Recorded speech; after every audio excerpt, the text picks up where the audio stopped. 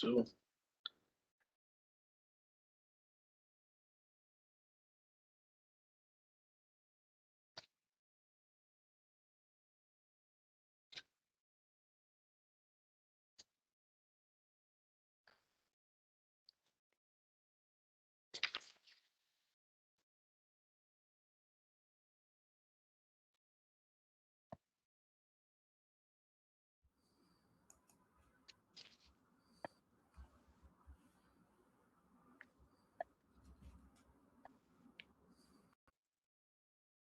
Thumbs up, thumbs down.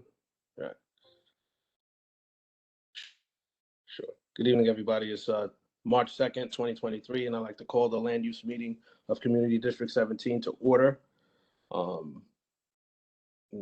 Let's go through this process. I don't believe that we have, I'm going to move the roll call to later on to before the vote, just to give anybody some time to come in and make sure that we have an accurate count. My records show that we're at 26 with active members. So the quorum would be, 14 or so. The meeting minutes. Can anybody just by show of hands, committee members only, by raising your hand, did anybody receive the February meeting minutes?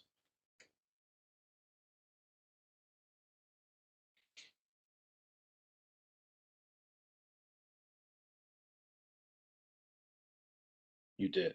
So Allison, you received it. Leslie received it.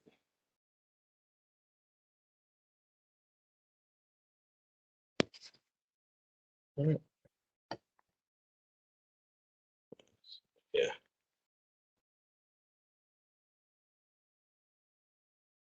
Okay, excellent. All right. So I guess we can move forward with the approval of the meeting minutes. I'd like to make a motion.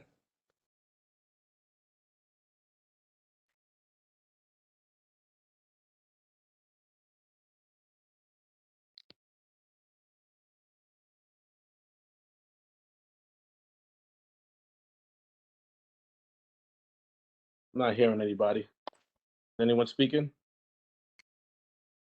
I'm speaking. Can you hear me? This is I can Darryl. hear you. Yes, I can hear you. Yeah. I just got on. All right. I had trouble getting in, but I'm here now. Thank goodness. Okay. And for all new land use committee members, I guess I'm introducing Ms. Gordon. She's our new Lady M. She'll be assisting with the meeting with us tonight, keeping some extra eyes. Not assisting too much, but she's here for support. For support. Again, could someone state a motion for the meeting minutes?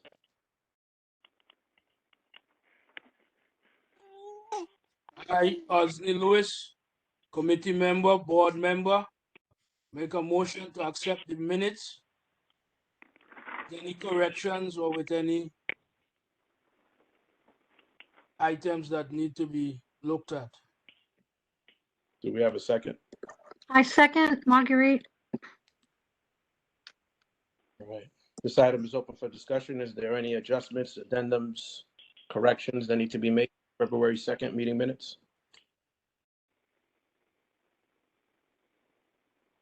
I'm not sure if this counts, but I don't actually have the minutes. They weren't attached to the email I received, and I checked the previous one with the canceled link. I don't have it there either. I think that counts. Does anybody else not have the meeting minutes? Do we have enough members that didn't receive it? Because if so, we'll table it and we'll have to just get that approved next month. Do we have another set of committee members that haven't received the minutes?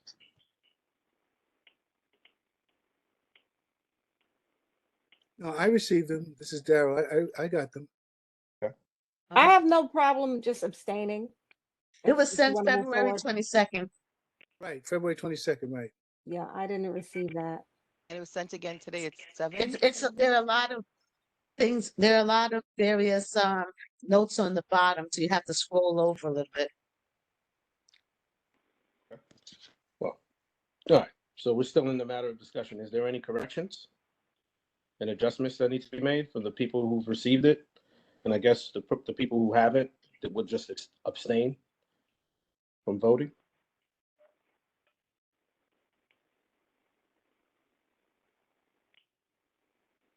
All right, My sincere apologies. I found it and I did review them.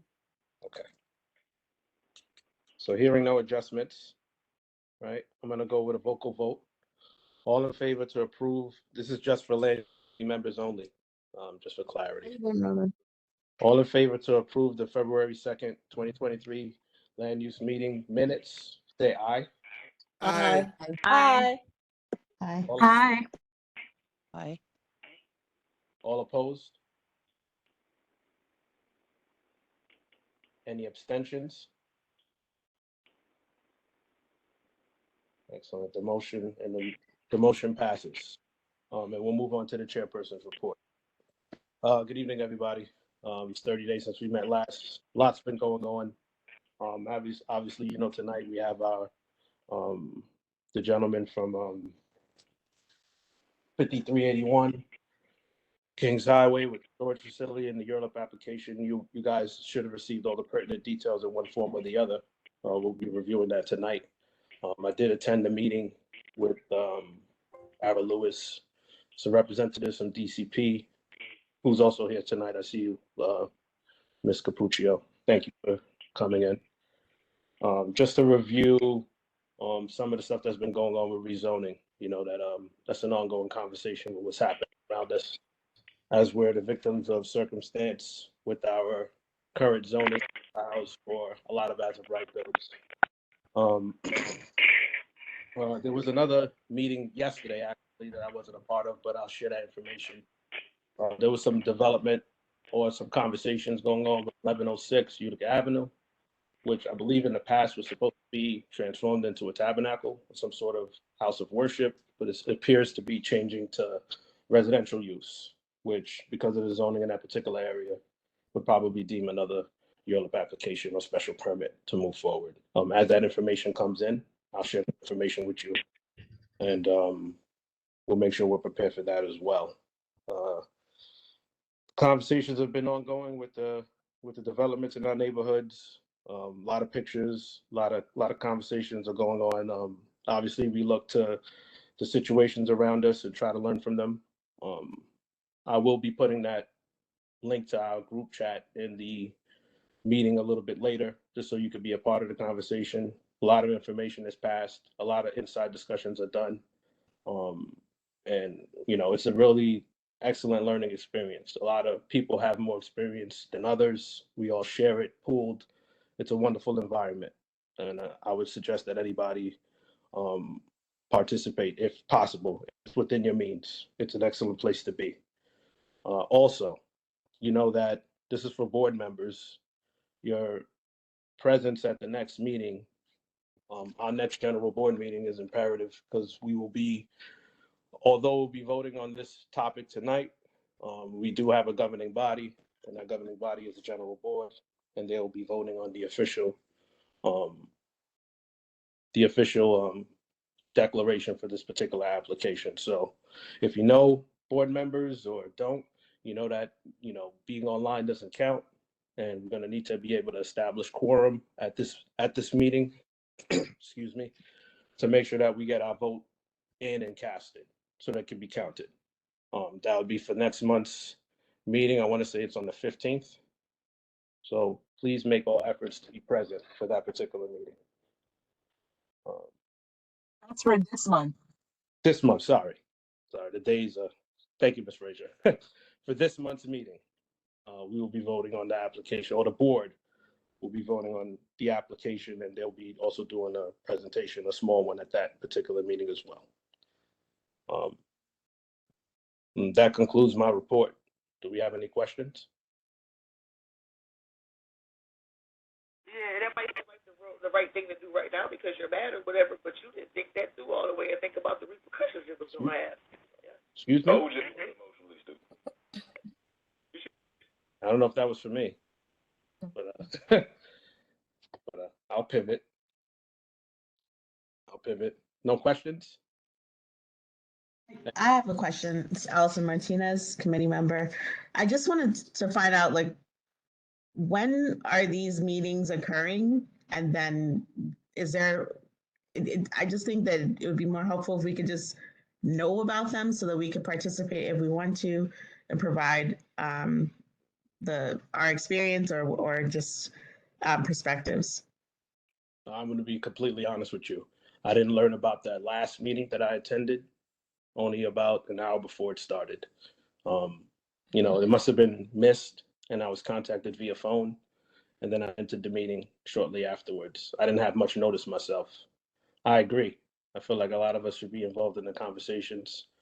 But unfortunately for that last meeting, and again, I wasn't in attendance for the other meeting, that communication may have been missed or it wasn't sent to me particularly. I'll try to do a lot better in trying to get that information out as a company. I don't think that's on you then. I think what needs to happen is that that's not even respectful of the committee or the board, because the reality is that meeting wasn't scheduled an hour before. It had to have been planned to have those people there. So that means you would need more timely, notice regardless. I know. Mr. Frey, if I may, are we discussing 1106, the last meeting we had? I think she's referencing both meetings, but Okay, so the last meeting, that meeting actually was an intro to the board, and the church. Really, it wasn't a public meeting. It's just an introduction. This is what we're planning on doing. What's the process? What we need to do, and then we'll take the next step from there. So it was just an introductory meeting. That's what that was. And Mr. Daly felt it was important for you to be a part of it, and that's why he called you.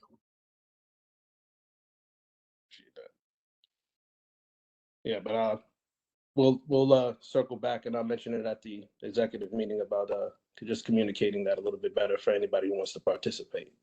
Thank you, Allison. Are there any other questions?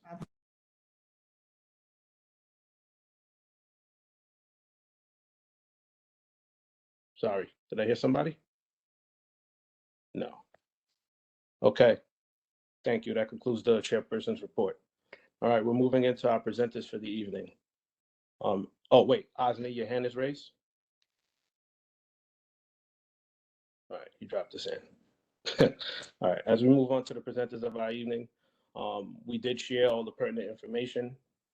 Thank you, gentlemen, for coming back and coming before us again to have this meeting discussed.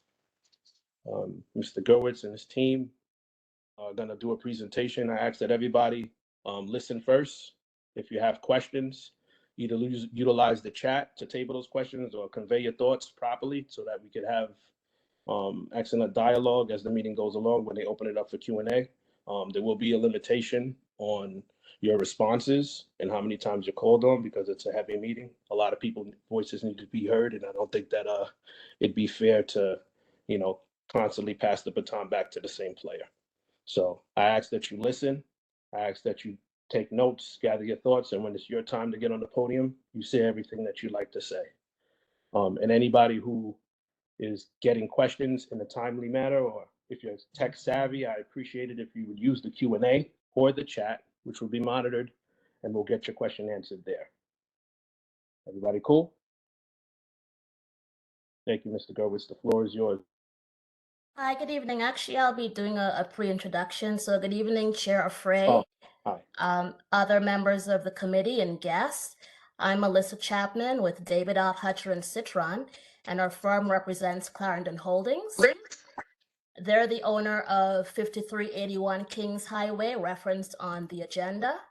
I'm joined by my colleagues, Howard Weiss, and of course, Ellie Goertz, who will be giving this evening's presentation, in addition to Peter Silverman on behalf of the owner, Clarendon Holdings, Alyssa Quill, president of Storage Asset Management, which will be operating the facility, Brian Kintish, the project's environmental consultant, as well as Malik Dowd and Gina Tuch Chan, the project's architects. And on behalf of our team, thank you again for this opportunity to appear before you. And I'll now hand it over to Mr. Goertz. Thank you so much, Melissa, and I echo Melissa's sentiment. It's great to be back in front of your board. Thank you so much for the opportunity to present in front of you tonight. I'm just going to share my screen. If everyone can just let me know that you can see my screen. Is that everyone can see? I can see it, yes. It's visible. Yes. Great. Thank you so much. So we are here tonight to present our application for a special permit to facilitate construction of a 5-story self-storage facility at 5381 Kings Highway in the East Flatbush neighborhood of Brooklyn, Community Board 17. So I'm Ellie Goertz. As Melissa mentioned, we are from Davidoff Hutcher & Citrin, and we're representing the applicant and the owner of the property here, Clarendon Holding Co. So the reason why we need a special permit is because this area is part of an area where the city has required a special permit in order to construct a self-storage facility. This site is in an M11 zoning district where typical manufacturing and industrial type uses are permitted as of right. Our proposed building meets all of the bulk regulations in the M11 district. The reason why we need a special permit from the City Planning Commission is because of the use of the special permit in particular. And we presented this application to your board back in December, and we heard a lot of comments and questions from your board. And at the end of our presentation tonight, we hope to address many of those comments that we heard back in December. So again, the special permit here is meant to facilitate a 5-story self-storage building. It would contain 73,715 square feet of floor area, which again is within the maximum floor area that is permitted as of right in the M11 district. So just to orient ourselves to where this property lies, so where it's along the eastern side of Kings Highway between Whitty Lane to our immediate north and the Long Island Railroad Bay Ridge Division track right-of-way, which are based on our understanding currently runs freight operations along that right-of-way. We're in Council Member Farrah Lewis's district, and we are in the Fairfield Flatlands Industrial Business Zone. Industrial business zones are targeted areas in the city where the city is committed to seeing industrial and manufacturing type uses in these zones. And that is a product of the city wanting to see these types of uses maintained throughout the city. And our site and the self-storage facility is one of those industrial manufacturing type uses, which the city would like to see in IBZs. So just to show you the map from the zoning resolution, which indicates that our site is a part of this sub area 2, which is the area which is required to get a special permit in order to construct a self-storage building. This is an aerial view of our lot. So as you see, the lot is highly irregularly shaped. It is a flag-shaped lot. It has minimum frontage on streets. It's a very set-back lot. It only has 30 feet of frontage along Kings Highway and approximately 19 feet of frontage in the back along East 56th Street. The site historically has been used for various types of uses, none of which were industrial or manufacturing. It used to have air-supported covered tennis courts. It was used for the sale of automobiles. It was formerly used as a school bus parking depot, and currently it's being used as a storage parking lot for small Amazon delivery vehicles. And as you can see here, the single 1- and 2-family homes to our immediate north along Whitty Lane, the LIRR tracks to our immediate south, and this 1-story building immediately next to us is not part of our development site. Our development site is what's outlined in red here.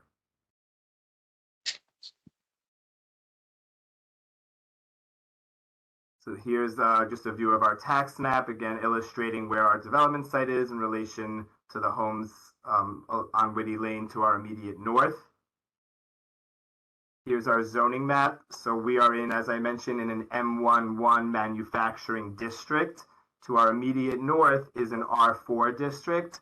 And it just, the way the zoning map is laid out is that the M11 is right up against the residential districts here.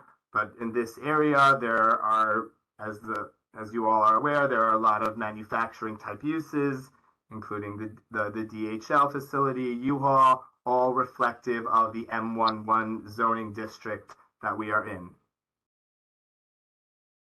Here is a land use map. Here illustrated in purple shows the industrial uses, the manufacturing, warehouse type uses that are within this immediate area. And highlighted in yellow are the residential uses. Here you see the residential 1 and 2 family homes along Whitty Lane. And then to the immediate north of that, you have Clarendon Gardens, which is a series of 7 3-story mix multifamily apartment buildings, approximately 1 to 2 blocks to north of our development site. Here is a map of the other self-storage facilities within a 1/4 mile radius of our site. There's one right here, Clutter Self-Storage, located on Foster Avenue to our immediate southeast. And then there's another one here, Stop and Store along Ralph Avenue, which is approximately 0.7 miles to the east. Additionally, there are 3 other self-storage facilities within a mile radius as well. But as we will discuss momentarily, we still found, based on the data that we gathered, that there is unmet demand here for self-storage facilities. And we have, as Melissa mentioned, Alyssa Quill can further discuss that as well, to why we feel that there is a need for self-storage at this site. Just some photographs of this of our development site. This is the entrance to our site. As you can see, it's a very narrow frontage here along Kings Highway. Again, this building to our immediate right is not part of our development site. There's a 30-foot driveway here to enter the site to get to the interior of our lot. This is the view of Kings Highway facing north. So we're at the intersection with Foster Avenue here to the, ends here to the west. This is looking north along Kings Highway. Kings Highway is a 130-foot wide thoroughfare with 3 lanes of traffic in each direction and 1 lane, as you see here, for parking. Here's a view of the site from across the street, looking southeast from Kings Highway. Here's our site to the left, looking south down Kings Highway, and Foster Avenue is here to the right.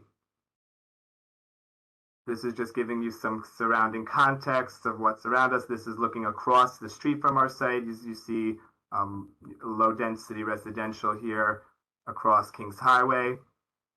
Here's another view looking across Kings Highway from looking west. As you see, there's a B7 bus station immediately in front of our development site. This is looking at the back of the lot. As I mentioned, the lot has frontage on East 56th Street. So this is the view of the sidewalk looking north from at the dead end portion of East 56th Street. The DHL facility is to your right, and the terminus of Whitty Lane here you can see to the immediate north. This is looking straight at the dead end. Our site is within the interior here, the dead end portion of East 56th Street. There's another image, as you can see, there's gates here, and the site is to the interior here. Here's a view of getting a sense of the proximity between our sites and the backyards of the Whitty Lane homes to the immediate north. Here you see some of the vehicles that are currently parked there. This is an aerial view of our proposed development, so giving context of what the building would look like if it were approved.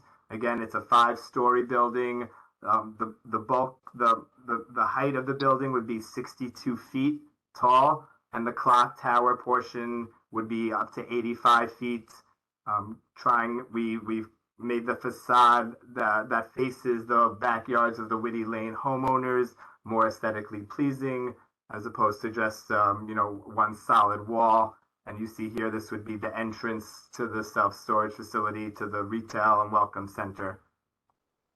And we can run through our proposed plans now. This is just a survey of our lot, again, seeing the flag-shaped lot with only 30 feet of frontage along Kings Highway.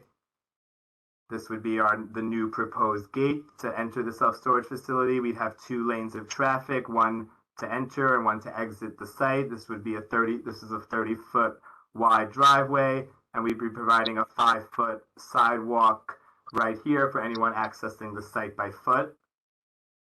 This is a view of the self-storage facility from East 56th Street, from the back of the lot. Yeah, and I will just mention that although in this image the gate is open, that was just for visual purposes. If the building were constructed, there would be no access to the site from East 56th Street. We're cognizant we do not want to have small trucks or vehicles accessing the site by going down Whitty Lane. The only access would be along Kings Highway. Here's just a view from the other side of Kings Highway, giving context of what the building would look like from the street up along Kings Highway. This is our proposed zoning sheets. So as I can zoom in, so the proposed facility would have a cellar and 5 stories of self-storage units. In total, it would be 88,458 square feet of gross floor area, and 73,715 square feet of zoning floor area. Because the cellar does not count as floor area, it would comprise approximately 800 to 850 storage units in this building. We'd also be proposing 12 parking spaces as well as 6 loading berths, all of which are compliant with the M11 zoning.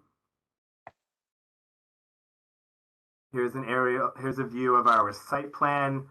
So we tried to push the building as far back from the Whitty Lane homes as possible. So as you see here, it's a 30-foot wide driveway, and then when you get to the actual proposed facility, it sets back an additional 4 feet. So there's going to be 34 feet between the property line and the proposed facility. And as you can see from this graphic, all the homes on Whitty Lane have approximately 30-foot rear yards where the building does not have its footprint. So between the building, the home's footprint and our proposed facility would be approximately 64 feet of distance. And here you see the circulation around the site with the parking along the perimeter of the building. We're also proposing to have sconces for lighting along the perimeter of the building, as well as light fixtures along the perimeter of the site itself. I will note that the lighting after the facility closes, the proposed hours are 6 a.m. to 10 p.m. daily. So after the facility closes, when there's no activity for a period of 15 minutes, the lighting will automatically diminish 50% from its typical wattage.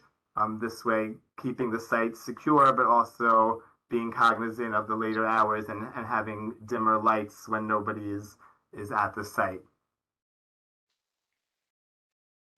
Here's our floor plans. This is similar to the site plan. Just around the landscaping around the site, we're proposing these crushed rock areas just for a nice aesthetic appeal. There's going to be dense shrubbery around portions of the lot.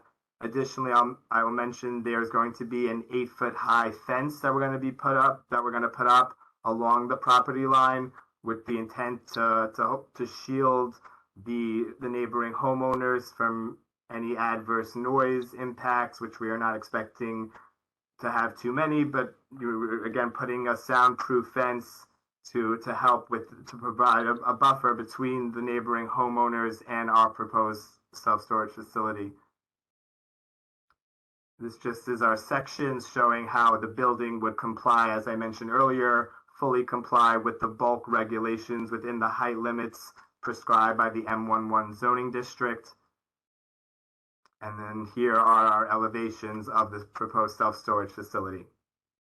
So that's our presentation. I'd like to take a few minutes now to address many of the comments that we heard in the meeting in December. So as one of the first comments we heard back in December is that the community felt that they don't need another self-storage facility here. There already are many self-storage facilities. So we had Alyssa Quill, who's on the call with us tonight from Storage Asset Management, who would be operating this site.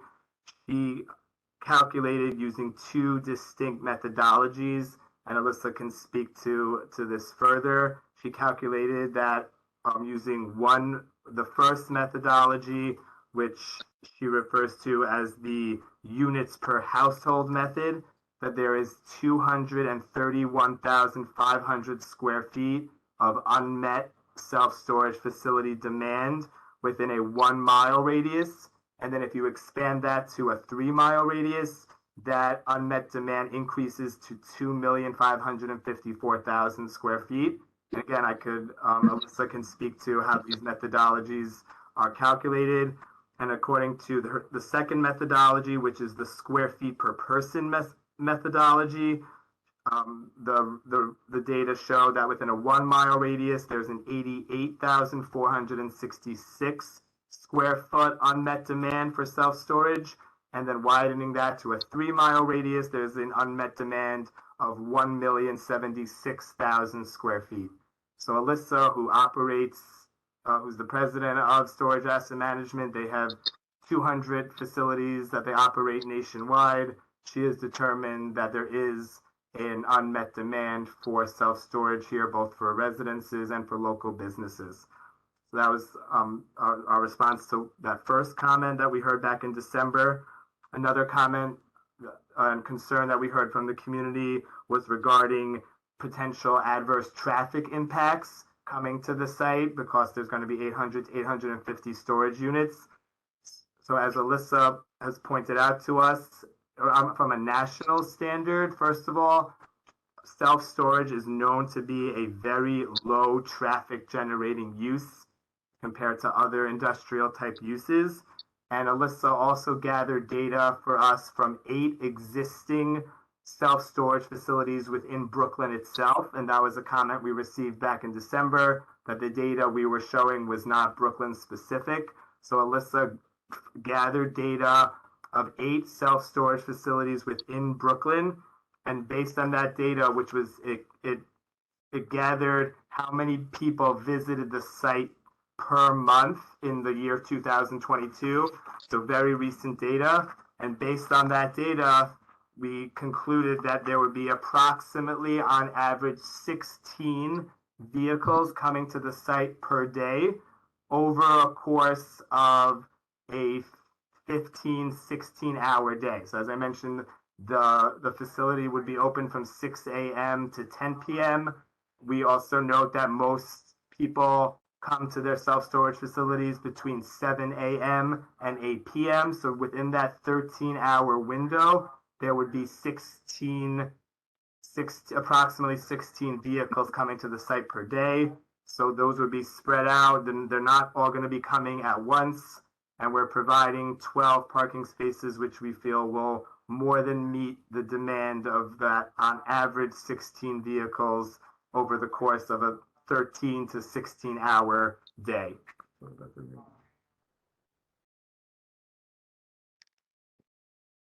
That was the second comment we heard. A third comment we heard from the community back in December. The community pointed out that there's an underground stream that flows beneath our site, and there was concern that if we'd be excavating here to facilitate a cellar, that would cause the water underground to divert into the homeowners' yards along Whitty Lane and causing flooding and damage to their homes. So we took that comment very seriously. We spoke to our senior hydrologist who conducted part of the environmental subsurface investigations for this project. And he drafted a letter for us and notified us that the water table that the community noted is 11.55 to 12.9 feet below grade. And our plans are showing for the excavation, we're only going to be excavating to a depth of 10 feet, 8 inches. So our excavation depth will be above the water table that's beneath the site. So based on that, he concluded that there will not be any flooding concerns due to the excavation of this site to facilitate the cellar. Because our excavation depth is above the water table, and we had a letter signed by the senior hydrologist, and that we sent to the community board earlier this week. Another comment we heard was regarding noise and lighting impacts. So again, with the low amount of traffic that we're expected to come to this site on a given day, we're not expecting to be generating a lot of noise, besides for just, typical ambient noise that you have, along Kings Highway. We are providing additionally the soundproof fencing, which, as our architects, and they could speak more to this, typical fencing that's provided in New York City does not have soundproofing capabilities. So we specifically spoke to our manufacturer and are going to be providing a soundproof perimeter fence here to adjoin the Whitty Lane homeowners. Again, trying our best to mitigate any adverse noise impacts. And regarding lighting issues, as I mentioned before, there's going to be, the lighting will be along the perimeter of the actual building and the perimeter of the site. But after 10 p.m., or if there's just no activity for a 15-minute period, the lights will automatically dim by 50% of its wattage. So those were a lot of the comments that we heard back in December. I apologize if there were other comments that we didn't address at the moment, but that concludes our presentation, and we'd love to hear any questions you may have. Thank you again so much for your time. Thank you, Mr. Gurwitz. I'm going to start with the questions that came in through the Q&A, because it's easier for me to manage there. And I'm going to ask everybody that has questions to raise your hands. And although I can't see the order, when I do shift to that part of this, I will call on as I see them in the order that I view them. Question number one is from Joan Bakradine. Sorry. Yeah. She's stated there's an entryway on the 56th Street side. She's questioning your entryway on the 56th Street side. So thank you for the question. As I mentioned, we will not be having any access along East 56th Street. Some of our renderings showed the gate was open. That was just for visual purposes, so you can get a better view of our proposed developments. Once this building, if it is approved and the building is constructed, we will not be having any access to the facility along East 56th Street. It will be exclusively from Kings Highway. Thank you. The next question is, I guess, to Ms. Quill, who's present. Who did you ask about the unmet need? So I guess it's where you accumulated the data for the unmet need for this area, as far as self-storage facilities are concerned. Sure. Hi, everybody. There are a few groups that collect data across all self-storage operators. One is the Self-Storage Association, which I'm on the board of, the National Self-Storage Association.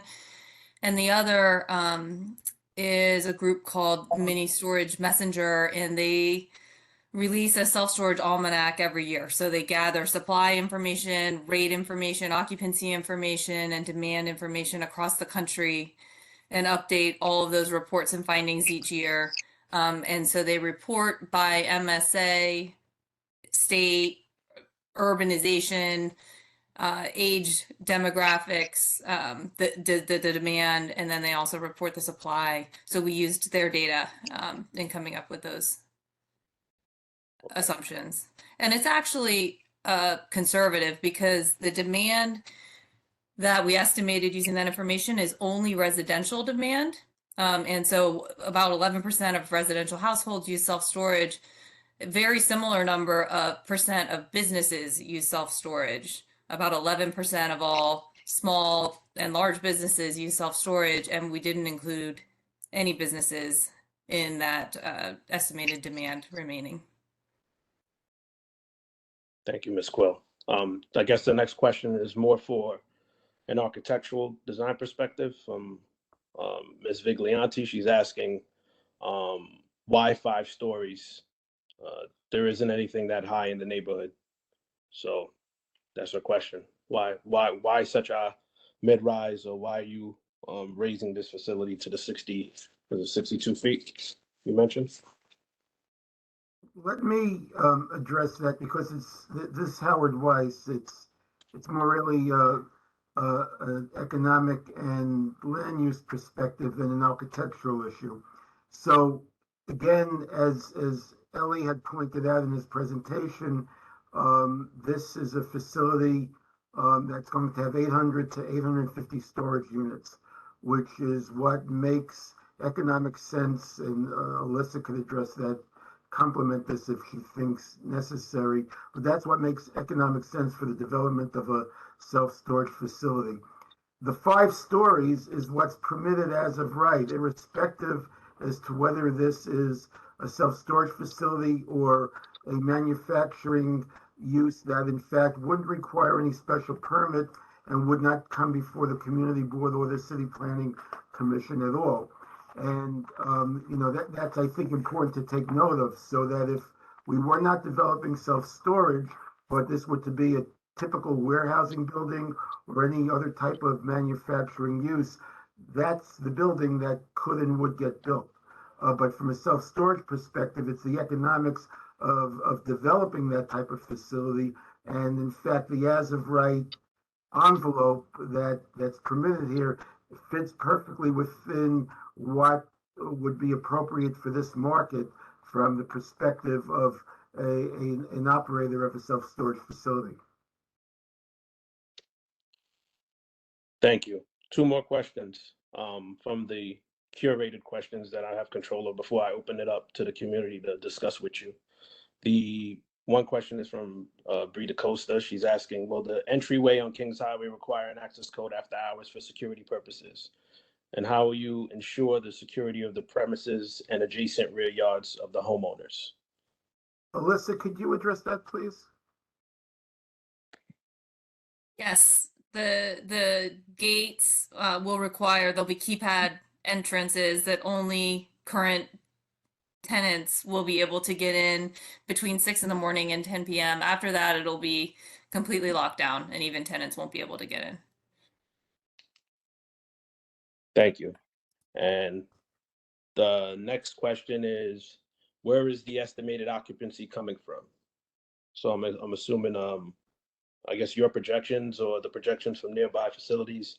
How did you determine what the estimated occupancy of your facility or nearby facilities would be? It's true. We don't know the exact occupancy at competitor properties, but you can tell that in some conversations, there some of the large publicly traded self-storage companies release their occupancy data by city, town, MSA, and their occupancy is very high in those markets. And then we can also tell based on the rates and lack of promotions or discounts that the current self-storage operators are offering in the market, the rates are quite high. The storage is expensive per square foot in this market, and we believe part of the reason is the occupancy is so high. So it's driving the rates up. So you're saying it's a matter of supply and demand, and exactly an aggregate of that. That's what you're determining whether this neighborhood, maybe not this neighborhood specifically, but the area needs this or requires this. Yeah, even actually, we are looking at this neighborhood specifically. Okay. All right. Thank you. I'm going to move on to the members who want to speak and ask the questions. You guys okay with that? Yeah, sounds good. First name I see Is Ms. Viglianti, your hand is raised? Knowledge? Yeah, I have so many questions, I don't even know where to begin. So my first question is, you're not gonna have any entrance from the 56th Street side, but there is a private home on the Kings Highway side, so they're gonna be getting the brunt of all the traffic going in and out of that space. What are you doing to protect that property, that homeowner's property? Are you putting a fence there also, like you're doing around the back? The fence, you're talking about the homes that front on Kings Highway? There's a home, yeah, there's a home, there's a Yes. private home right next to the driveway on Kings Yes, Highway. yes. So the fence that Ellie was referring to, in fact, will run along that property line and extend all the way to the Kings Highway frontage. So that buffer, both the visual and the physical buffer and the sound buffering that's created by that fence will not only benefit the homes on Woody Lane, but will benefit the Kings Highway home as well. Yeah, and Ms. Viglianti, if you could see this, the screen here, this along this dashed black line, that's where the fence would be. So we would go along the entire property line here from Kings Highway to East 56th Street. Okay, am I allowed to ask another question? I'll allow it. Yeah, Ms. Viglianti. Okay, so there are other storage facilities that are not 5 stories. So my question is, are you amenable to a lower building? Because I have a feeling that if we do approve it, it would have to be a smaller building, a lower building. So the problem with respect to a lower building, and it's true with respect to whether we were developing self-storage or any as of right manufacturing building, is the odd configuration of the lot itself. So as Ellie pointed out, you can see it's a flag lot. You can see the constraint in terms of the angles on the lot. And in fact, what is a very constrained footprint, which in fact drives the need for the additional height. If we were able to, in fact, have greater lot coverage because it was a more typical square or rectangular lot, it might have made it possible and viable to lower the facility by a floor. But because of the odd shape, we're constrained, and we do need that full volume, that full height for this to be an economic use. And I would just add to that, our building is also going to be approximately 200 feet setback from Kings Highway. So we're not trying to overwhelm the streetscape, you know, for pedestrians. They walk on the sidewalk, they're right up against this massive building. We are very pushed back from the property line along Kings Highway.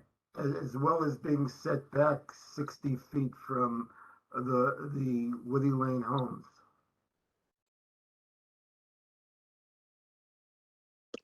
Okay, thank you. Thank you, Ms. Viglianti. Ms. Adele Bennett, you're acknowledged.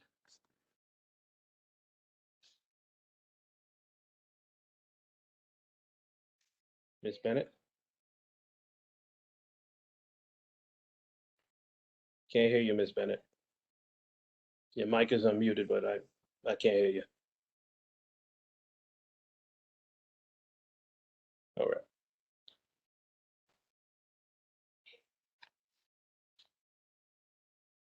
Yeah, Ms. Bennett. See if you can work on your technical difficulties. I'll swing back around to you. Keep your hand up.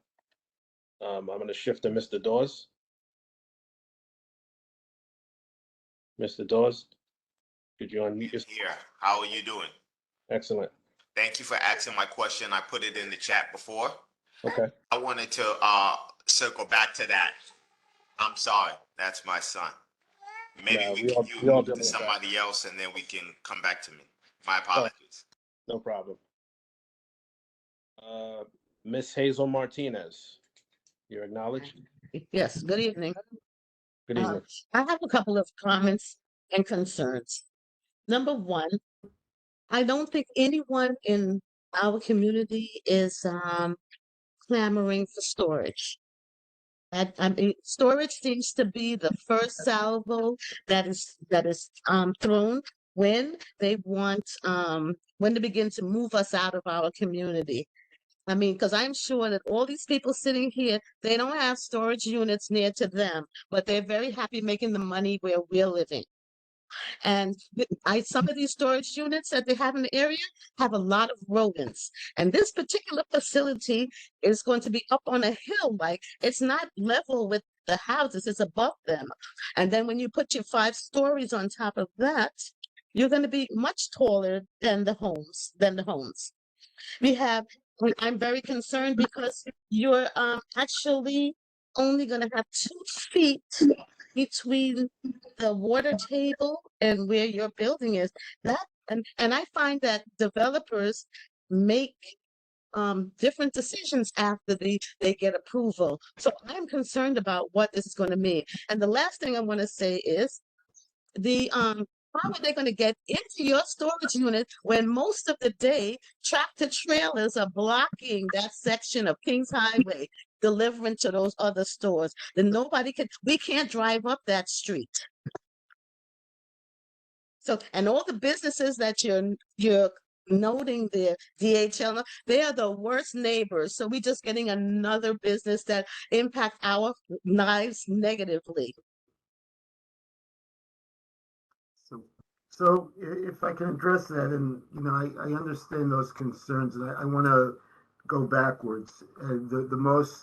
Because what your critical concern about what you're experiencing now with other uses in the neighborhood and how they impact.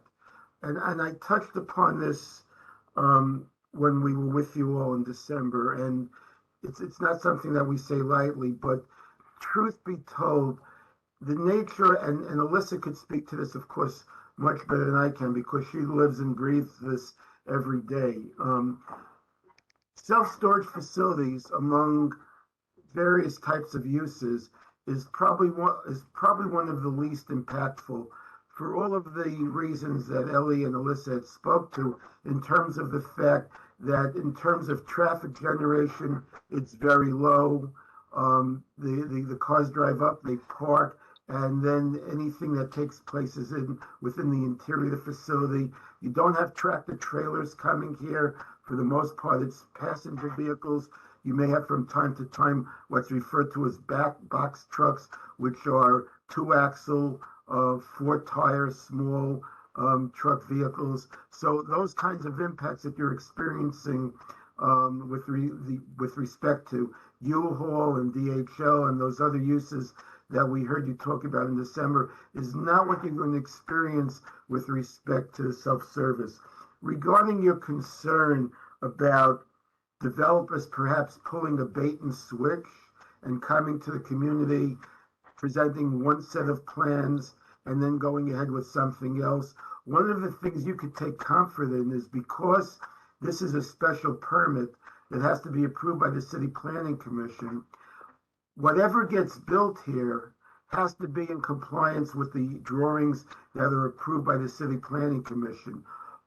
If in fact the developer wants to do anything different than that which you're seeing and which we hope will be approved by you in city planning, you're going to have to come back and amend the special permit. So unlike a purely as of right development here, because we're proceeding with a special permit, there's a regulatory hook that prevents the developer here from doing anything different from what you're seeing right now. Thank you. And Alyssa, if you want to add, I know your storage asset management has a track record for being a very good neighbor in the community. If there's anything you would like to say about that. Yeah, I mean, our company, that's one of our core focuses, is to be a good neighbor to local residents and businesses nearby. We actually manage over 500 properties, and every single one of those, you brought up pest rodents, every single one of those has a preventative maintenance pest control contract. So depending on the location, either weekly or monthly, we have a pest control company coming in, checking for anything, doing everything that they can do to prevent that. It's pretty rare, actually, especially in a multi-story self-storage building. There are fewer entrance points into the building, but we do everything we can to make sure that doesn't happen at stores that we manage. Thank you. Thank you for your responses, and I hope that satisfied your question. The next question Mr. Frey, is Mr. Johnson. Oh, you ready, Mr. Dawes? I am. All right, Mr. Thank you Dawes. for your time. Absolutely. If I may interject. So I Yes, want you to may. bring our attention back to the question that I posted in the chat at 8:15. So the SAM market supply and demand study, in the conclusion, the second sentence, I posted that in the chat. And it talked about, it appears that for the competitors that there's some unit type and size combination that are sold out and are only offering specials on some unit types. Can you elaborate on what that means? Sure. Yeah. So, if you have ever used storage or you need to use storage and you look at someone's website, you'll see that they'll have 5x5 downstairs, and then they'll have a 5x10 upstairs, elevator access, a 10x10 upstairs, for instance. So those combinations are each unique. And so when you look on the websites for the stores in this neighborhood, you'll see that many of their size location types are sold out. They don't have them available. Okay, so let's say they had a large unit, 20x30, and maybe they only have 2 of them. You're talking about that unit being sold out, correct? Those types, That's yes. an example. Yes. Okay. Now, that appears before the next sentence that talks about the occupancy of 89 to 92%.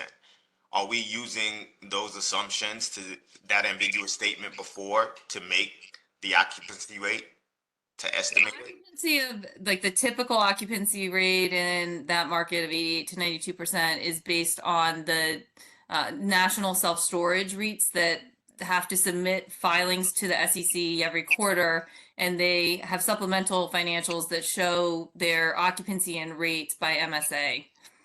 So it's looking at their data in certain MSAs, and that's actually typical for nationally as well. I understand, Alyssa, but what you stated is before that MSA? you were not given the information from those exact competitors, and that you used the information from their website. Just to be clear, you said that this is an estimate, but the estimate just came from you viewing their website, not from the actual competitors. That's correct, right? It is correct. We don't, those actual 5 competitors, we do not have their actual current occupancy. I have you were going to speak, Eli? No, I was just, it's Howard. I was just asking. Oh, my apologies, Howard. That's okay, that's okay. I was just asking for everyone's benefit what MSA means, for those of us who don't know. Oh, I'm sorry. I think it's metropolitan statistical area that it breaks down towns into closer, smaller knit areas. Thank you. Question, Ms. Quill, that would be a part of the 13F filing? The information that you're pulling from? That's done quarterly? So typically these companies file a 10Q with the SEC, and then they usually, if you look at their investor relations pages on their websites, they have a supplemental packet where they give more information by city or MSA. Even if it's disclosed as a REIT? If they're claiming it's Especially, a REIT? yeah, they're REITs. They're all REITs. All right. Thank you.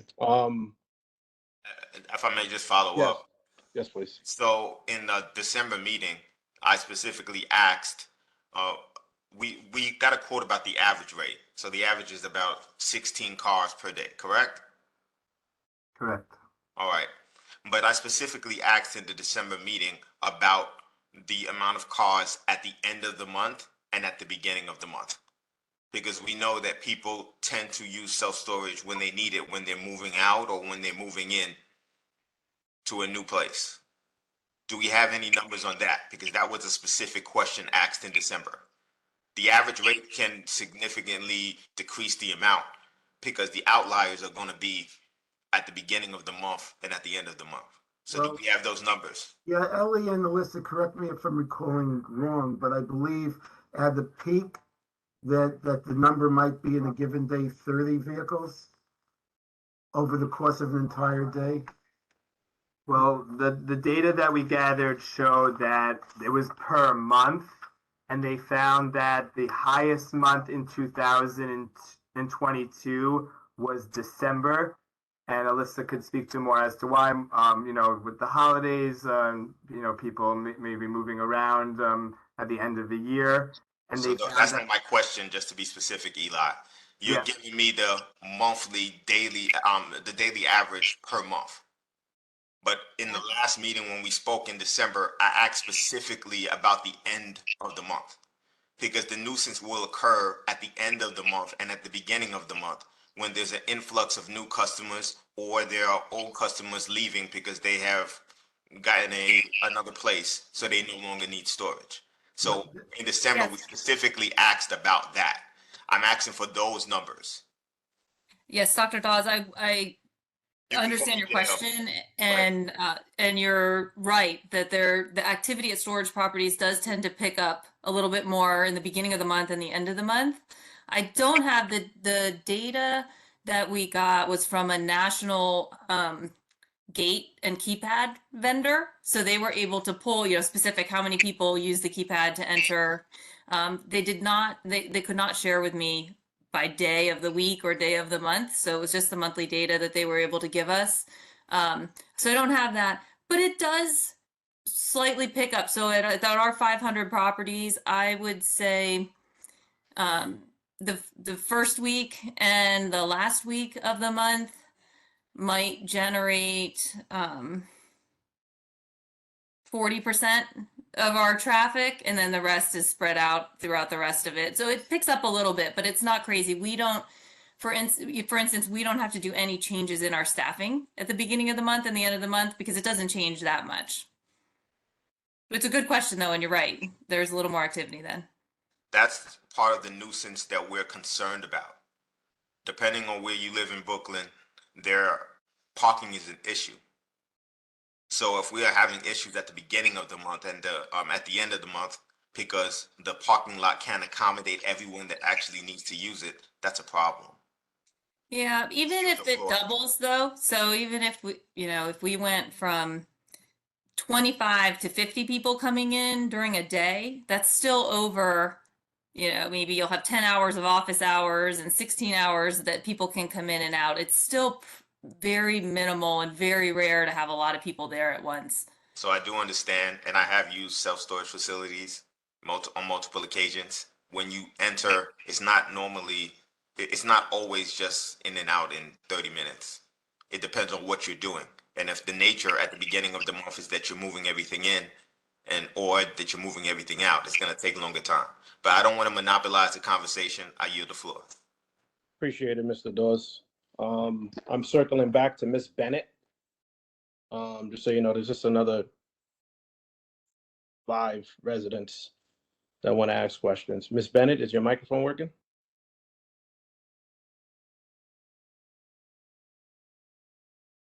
Doesn't appear to be so, Miss Bennett. Why don't you try signing out, maybe signing back in, because we can't hear you. Or maybe send your question to another committee member that could ask on your behalf. All right. Mr. Johnson? Yes, I'm here. Thank you for my allowing my question here. I have a question concerning liability because I got a feeling that they're not bending on the height of the building. They know what they want to do with the lot. So I got a feeling they're going to push this thing through. Now, from a liability standpoint, once this is done and you start having these trucks going in there and start digging up the soil and start slamming those piles so they can construct the building, when I start seeing a crack in the back of my building, or I go in my home and I see a crack in my ceiling that wasn't there yesterday, right? Or my driveway has a crack, who's going to be responsible? When we already know that there's an underground stream, you already acknowledged that in your proposal. Now, suppose during this construction, somehow that underground stream shifts and that water over the years starts to scour away at people's property and and their foundations are damaged. Who's going to be responsible? Because we don't want it, but you guys are insisting on having it there. So I just want to know from a liability standpoint, when you start damaging homes on the block, who is responsible? Thank you. Thank you, Mr. Johnson. To the extent that construction activity results in damage to neighboring properties, the party that caused the damage is liable. And in fact, that's why in the construction project, the contractors, subcontractors, and developers all carry insurance to secure against those eventualities. And I just want to add something that we're going to look to initiate. We just let the community board know that earlier this week, but that we can let everyone know. And the residents on Woody Lane will be getting, we had written initially to everyone on Woody Lane adjoining our property, and you'll be getting another letter shortly.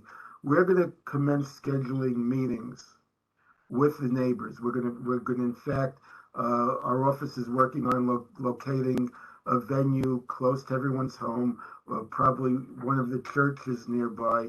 And we're going to start commencing meetings so there can be ongoing dialogue, because whether you had a self-storage facility here or anything else constructed, there are particularly concerns during construction. We're appreciating that, and we want to keep open lines of communication so that we can try to allay your concerns. And as things are going on and as things happen, they can be addressed to your satisfaction, particularly with respect to your apprehension about construction occurring along your property line.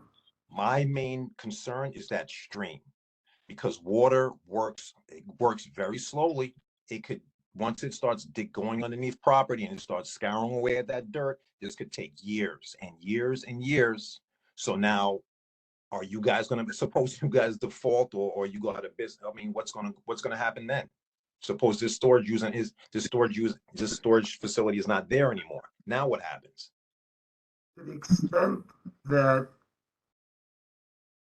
there is an incident or an action or an occurrence on a neighboring property that causes damage to your property, you have a right to seek to assert a claim. And in fact, that's what insurance is for. Held as you yourselves as property owners have liability insurance with respect to anything that may occur emanating from your property. Certainly more substantially with a development such as this, there's significant insurance that's maintained to protect against those types of occurrences. Even though the business could file for bankruptcy, or they'll just shutter 10 years from now, 5 years from now. That's not something that's personal to whoever may have been responsible for initially developing the property. Whoever owns the property at the time and the building at the time that there may be an incident, that's who you would seek redress from. No, but we're talking about the development phase. We know there's an underground stream.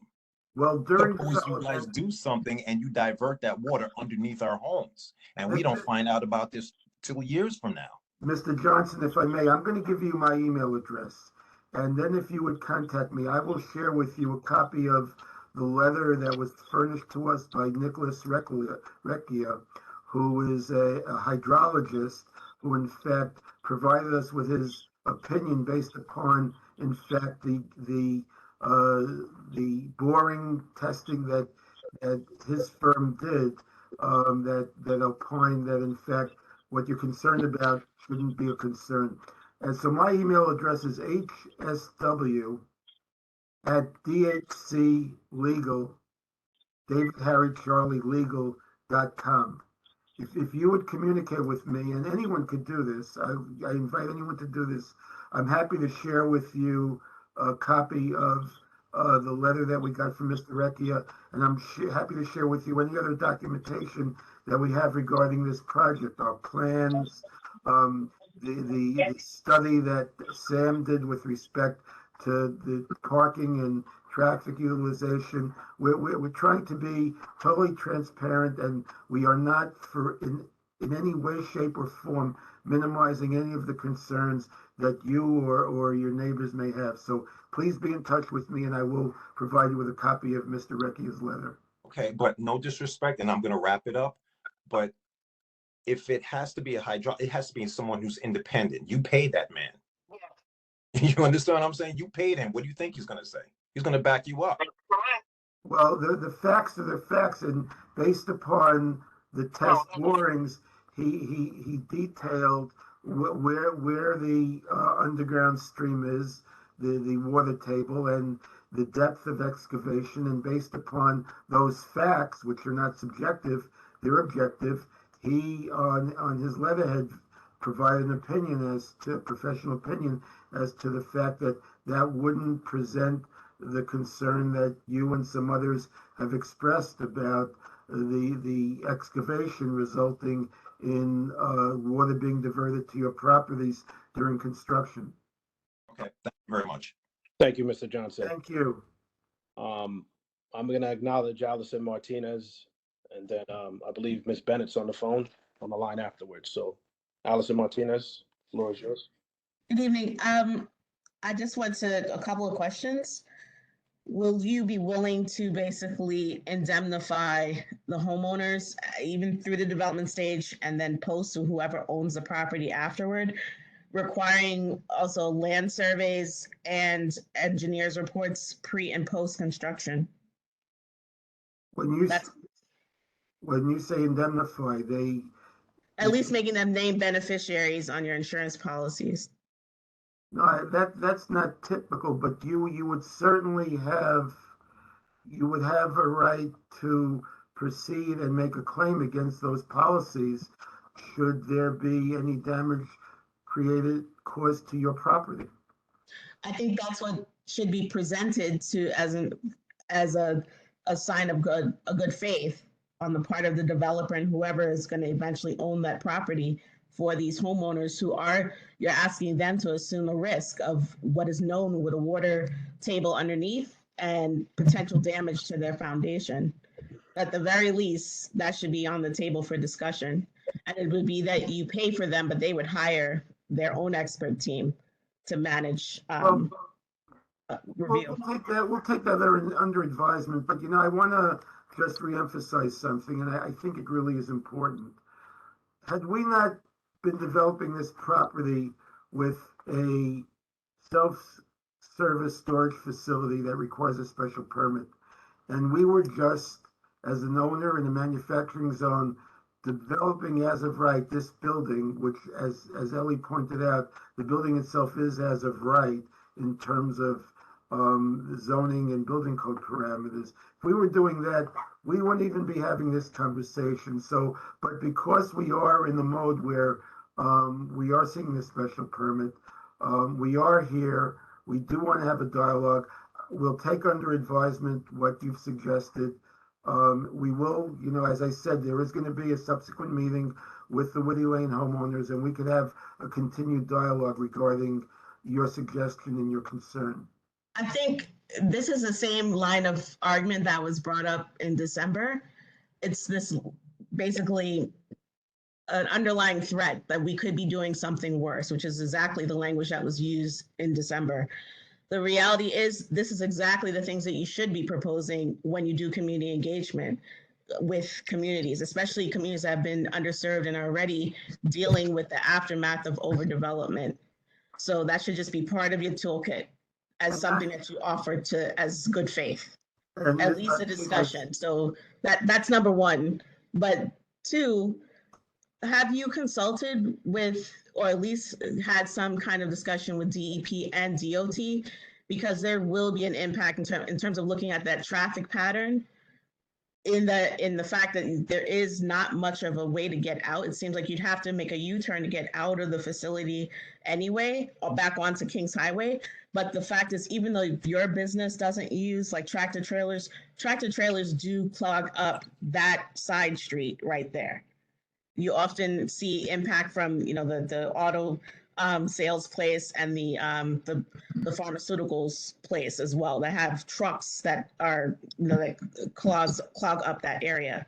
So then that would make me also wonder about if then people are forced to come through Foster instead, what impact that could potentially have to that home that's right at that edge, which would probably need a specific rider for potential damage to their property as people are turning there or coming in that narrow entrance. And then I just lastly want to know why you haven't already had discussions with the residents of Woody Lane when you'd already sent out a letter like prior to coming to the community board. It seems like that should have been done before. Well, actually, and I don't know if you're one of the recipients of I don't know if you're on with you. Not. Okay, so the letter that we had sent back in December actually provided our email, several of our email addresses at our firm, as well as our telephone number, and we invited the homeowners on Woody Lane to please be in touch with us so we can in fact have direct communication with each of them. And to date, no one responded. And that's why we made the decision to, in fact, seek to rent some space at a local church and then convene a meeting with them. We had hoped that we would have heard from them in response to our invitation. So we're seeking to do that. And I'm happy to share with you a copy of the letter that we sent it to everyone in December that and we sent it individually addressed to each one of the homeowners. So, you know, I'm respecting what you're saying, and we're making the further effort to be in communication. We wanted to do it with each individual, and so now that we weren't able to do that, we're going to endeavor to do that with the group by renting some space in the community to have that kind of group dialogue. It seems like that extra effort should come prior to a vote from the board, because it should involve that, you know, additional outreach to really to delve deeper into what, you know, maybe some agreements that you guys could come to that could be conditions to any approval or reasons for a rejection going forward. And then my last question though to you is, in the business plan, I guess, for this self-storage, who are the targeted customers in the sense of the numbers are based on household usage, where most people, if you ask in this area who live around that, would say they don't need it. They have basements. Most of them are homeowners in that area to begin with. So is it industrial customers who are most likely your target market for storage, or is it households, which is what the math was based on? Alyssa, could you respond to that? Yeah, we think 85 to 90% of the users will be residential of the storage property. People either moving, renovating, maybe working from home, so trying to clear out, you know, working out of their basement instead of keeping stuff stored in their basement. Just want to store holiday things somewhere else, downsizing, all of those things. But again, none of that was on the ground in the area canvassing or anything. That's just based on national averages of other spaces and other places and other communities. As well as other communities, you know, in New York, in very similar markets. What is the basis for similarity? Allison, we have some other Sorry. questions. I need that to be your last question. That's what I'm Sorry, saying. that's okay. I'm sorry. It's All okay. right. Appreciate it. You can answer, Ms. Quill. Am I okay to answer? Okay. The basics for similarity, looking at demographics, congestion of the area, the size of the homes, the average household income, medium household income, the average household size as well. So all of those things together. Thank you. We'll follow up and speak on that in discussions. Ms. Frazier, you said that you had Ms. Bennett? Ms. Bennett? Yes. All right, Ms. Bennett. This is Bennett. question was in regards to that water table. You said you were 1 or 2 feet above the water table? Yes, so the letter that from our hydrologist, he noted that the water table is 11.55 to 12.9 feet below ground surface, and our excavation is at approximately 10 feet below. So it ranges between 2 to 3 feet above the water table. 10.8. 10.8. 3 feet with the weight of that building still shift the water table, will it not? She's Yeah, that's saying, true, hydrologist. Common sense says the weight of that building can shift, and this building's going to settle. So it won't be 1 or 2 feet. And as they said, for the future, going forward, water will shift. And water is going to go where it needs to run. And it's going to run under those homes. And I believe at the end, people end up losing their homes. That's Do you- the opinion that, we hear your comment, and that's not the opinion that we got from You Mr. can't live Ricky. in a soaked house. I'm sorry, Ms. Bennett. You got to give them the opportunity to answer. I'm not sure what you said. You said, what did you say? I said you cannot live in a house that's wet and soaked. Okay. You guys have a response to that? I wouldn't take issue with the comment that you couldn't live in a house where you're experiencing flooding, but again, that wasn't the opinion of Mr. Recchia, who's a hydrologist and who provide us with his professional opinion. And again, I can share that. I'm happy to share that letter with yourself as well, Ms. Bennett. I appreciate that. And I'd also appreciate an independent hydrologist, one that's not paid by you, because he's going to do what he needs for you, not for the community at large. And we're the ones who have to live here. I don't know Kings Highway. So yes, I have invested interest. Water runs, and how far it runs, we don't know. And if you go down Clarendon Road in the 30s and 40s, you're going to see several homes that were built on top of a water table, called the crooked houses, because they're leaning. And when water gets underneath any foundation, it's going to crack it and shift it. Except I would love an independent hydrologist, and I'd love DEP to come and look at it. Thank you. Thank you, Ms. Bennett. Ms. Bockerty, Alexander Bockerty. Thank you very much. I just have a quick statement and a question. So I think we require a bit more insight into the impact to the water table, since there will be repercussions for lowering the foundation and then adding the weight of the building and then the weight of the items that will be stored in the building. So I just wanted to amplify that one more time and then pivot to my original question about the East 56th Street access point. I understand that the door was open just for visual impact or visual access, but my concern comes in as we keep hearing about the tractor trailers that are parked on Kings Highway. The moment that it becomes an emergency for access or emergency for people to depart, then you see the potential for use of the East 56 access point, which would then negatively impact our residents that live on that street. So my concern is specific to that, the potential for use of the access point, even though you say that there would not be, because I mean, couldn't we just have yes, we need an additional means of egress, but could we do it without such a large access point? We'll talk to the architects and we'll talk with Alyssa about what more can be done to allay the concern about 56th Street, because again, there's no intention to use it, and under any circumstances, and we hear that concern, and there perhaps is a design solution that could could resolve that concern. So we hear it and we certainly will address it. Thank you. Thank you, Ms. Bakradine. Mr. Holland, please ask your question. Yes, Folks, yes. yeah, just be respectful Thank you, of Mr. everyone's Efrain. time as it's 9 o'clock.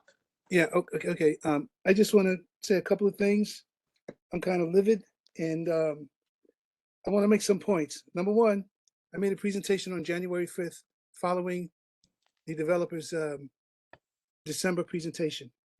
Okay, and because many of you saw it, it's on this committee. I'm a committee member as well, and I manage this industrial business zone for the city of New York. I presented a diagram that showed that there are a confluence of self-storage facilities in this area. There are 5 within 1 mile, possibly more. The second point I want to make is self-storage facilities today are M11. I mean, not self-storage. This is an M11 zone. I don't know of any manufacturing facility that has put up anything more than 1 floor or maybe 2 floors at the most and no basement. So as far as the water table is concerned, they would probably have minimal or no effect on the water table because there's not going to be any cellar. Manufacturers do not build facilities with cellars. Number 3, even if not for manufacturing, why not put something there that benefits the community that's allowed on M11, like art studios, healthcare facilities, or something that's really coming up big now that would benefit hydroponic farming. There's one place in East New York for another business zone, industrial business zone I manage, and they're thinking about putting up another one. So what I'm saying is that this is not needed. There's already a confluence of them, and everyone who was at the meeting in February, on January, can't remember the date it was. It's always the first Thursday on January. Look at my diagram that I sent you about the number of self-storage facilities in the area. One more point I want to make. There is not one self-storage facility that will ever tell you what their occupancy is. And there's no way of finding that out. They will never let you know. Thank you. Thank you, Mr. Allen. Do you have any responses to that, team? I heard what he said, but again, his opinion, and I respect it, regarding the need for self-storage, the market, and what it all means, is contrary to our understanding as developed by storage asset management as to what the market in the area is, with in fact the 5 self-storage facilities that exist within a 1 mile radius of the facility. With respect to a lower rise manufacturing type building, that could be viable if the site were configured differently. But if you look at the site plan that we had on the screen, and you look at the configuration of this site, it doesn't lend itself to a larger footprint that would then allow for a lower rise building, and that's problematic. So I respect everything that was said, but the facts and circumstances of this site don't lend itself from a design and bulk perspective to that alternative. And just as evidence to what Howard was saying, this site has never been developed with a manufacturing building. It's been tennis courts, it's been a bus depot, it's been automotive sales. There's never been a manufacturing building, and that's because of the irregularities of the site configuration. And that's why a manufacturing building is not viable here, a typical one. Thank you. I'm locking off the questions with the list that's in front of me now because it's constantly growing and we need to move the night along. So there's 4 more people. I'm going to ask that you be respectful of the time of the presenters and your committee and residents that are here on this meeting. So Mr. Price, I'm acknowledging you to ask your question, followed by Ms. Quaishi, and then we're doubling back with Ms. Martinez and then ending with Ms. Viglianti for this session. So Mr. Price.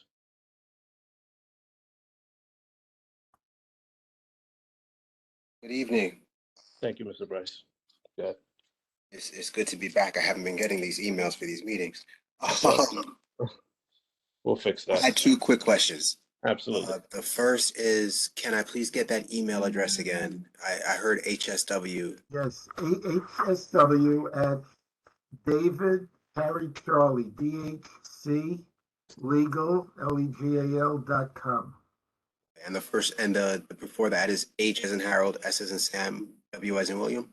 Yes. Okay, thank you. And my other question to get to the point is, you mentioned earlier that you try to be a good corporate citizen in the different communities that you're in. And I believe that you're trying to be, although I would note that you've been a little bit insensitive to some of the people's concerns tonight.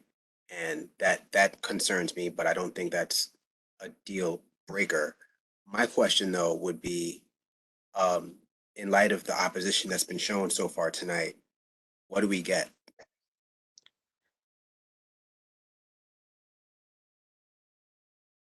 We certainly, are sensitive to the operational concerns and, focused on that, and will, on an ongoing basis, address that and continue after the community board acts, and irrespective of how the community board acts, we'll keep that dialogue going with the community board and with the Woody Lane homeowners, with respect to those concerns in terms of construction impacts, operational impacts.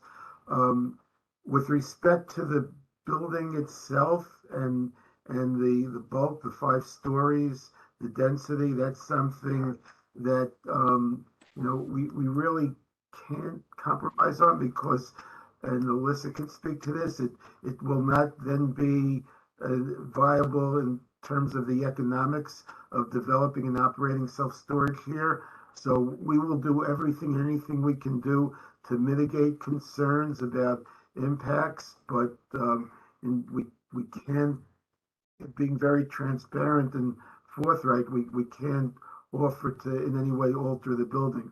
What we will do, because I think it doesn't speak to the building proper, we've heard the concern about 56th Street and the concern that perhaps we say that it's not going to be used, but there's still an opportunity. Well, I'm going to try to see whether from a design and architectural perspective, there's a way to give greater comfort to that, and that's what we can offer.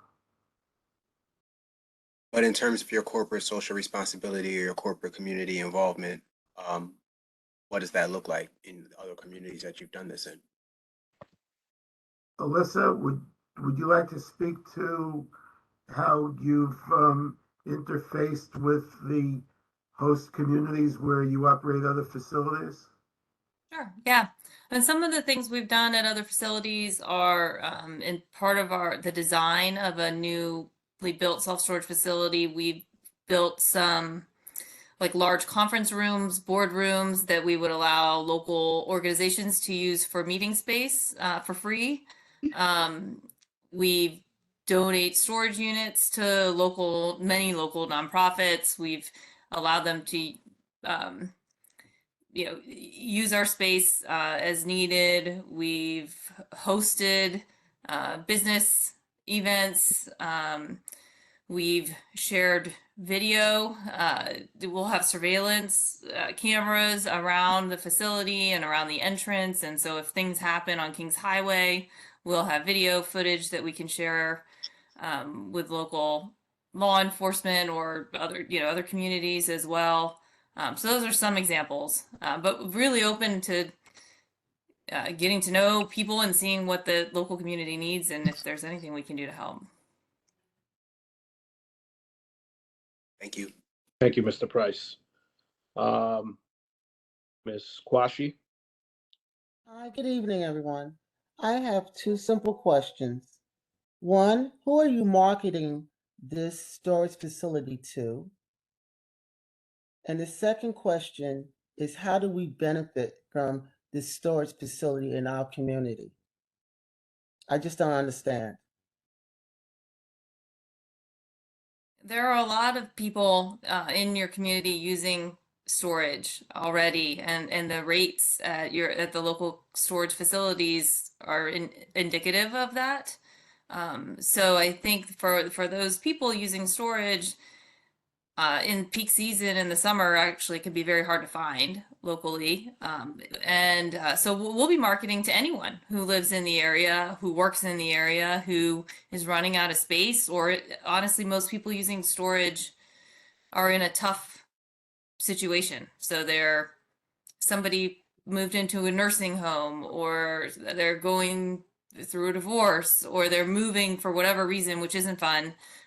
So it's usually people who are stressed out about other things, and we can make this an easier solution for them and a more affordable solution for them. So we'll be marketing to everybody. It won't be tailored to one type of individual or one type of business.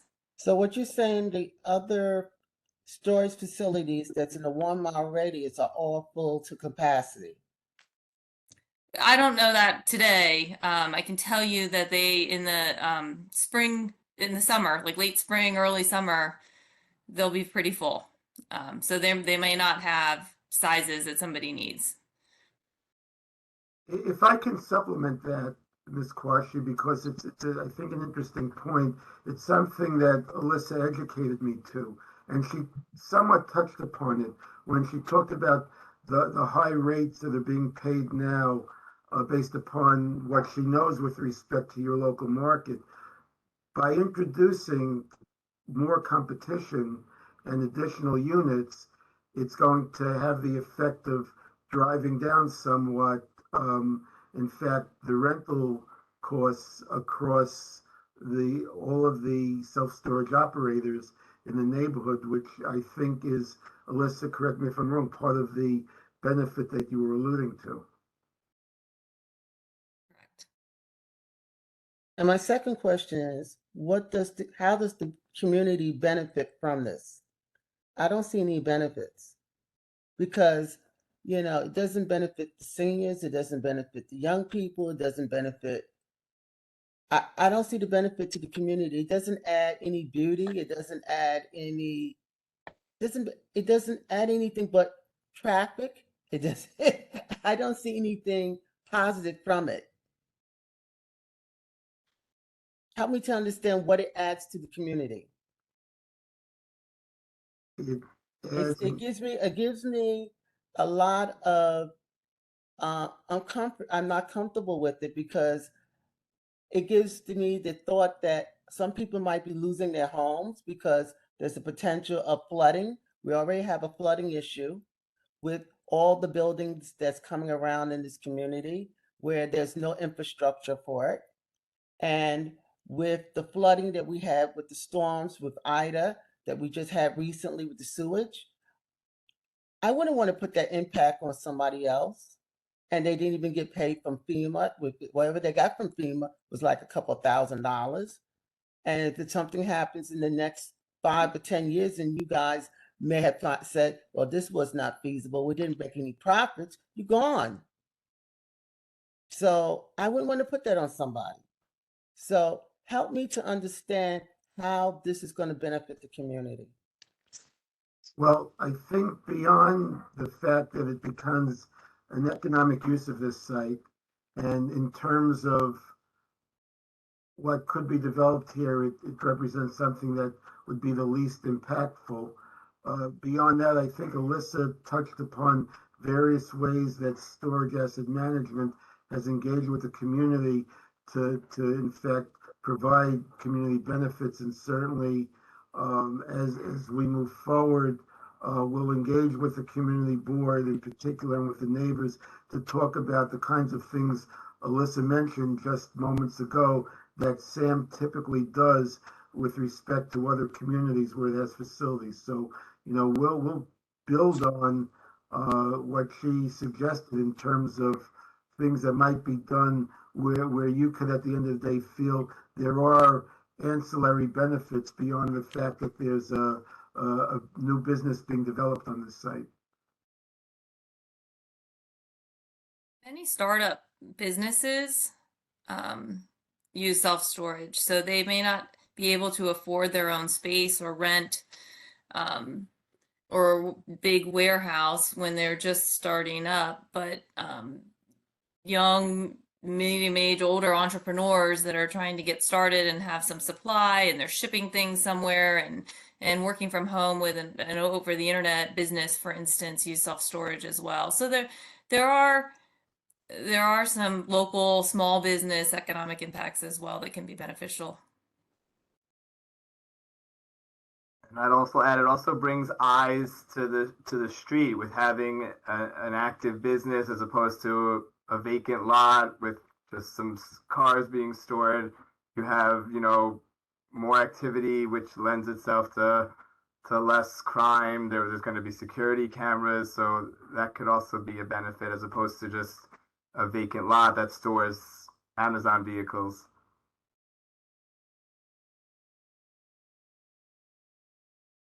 Thank you very much. I give back the floor. Thank you, Ms. Quashi. Hazel Martinez.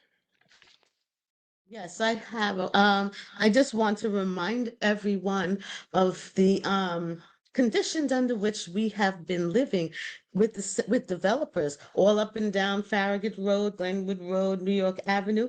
And remember the wind shelter on Glenwood Road. When they hit the gas line was when people realized something was what was going there.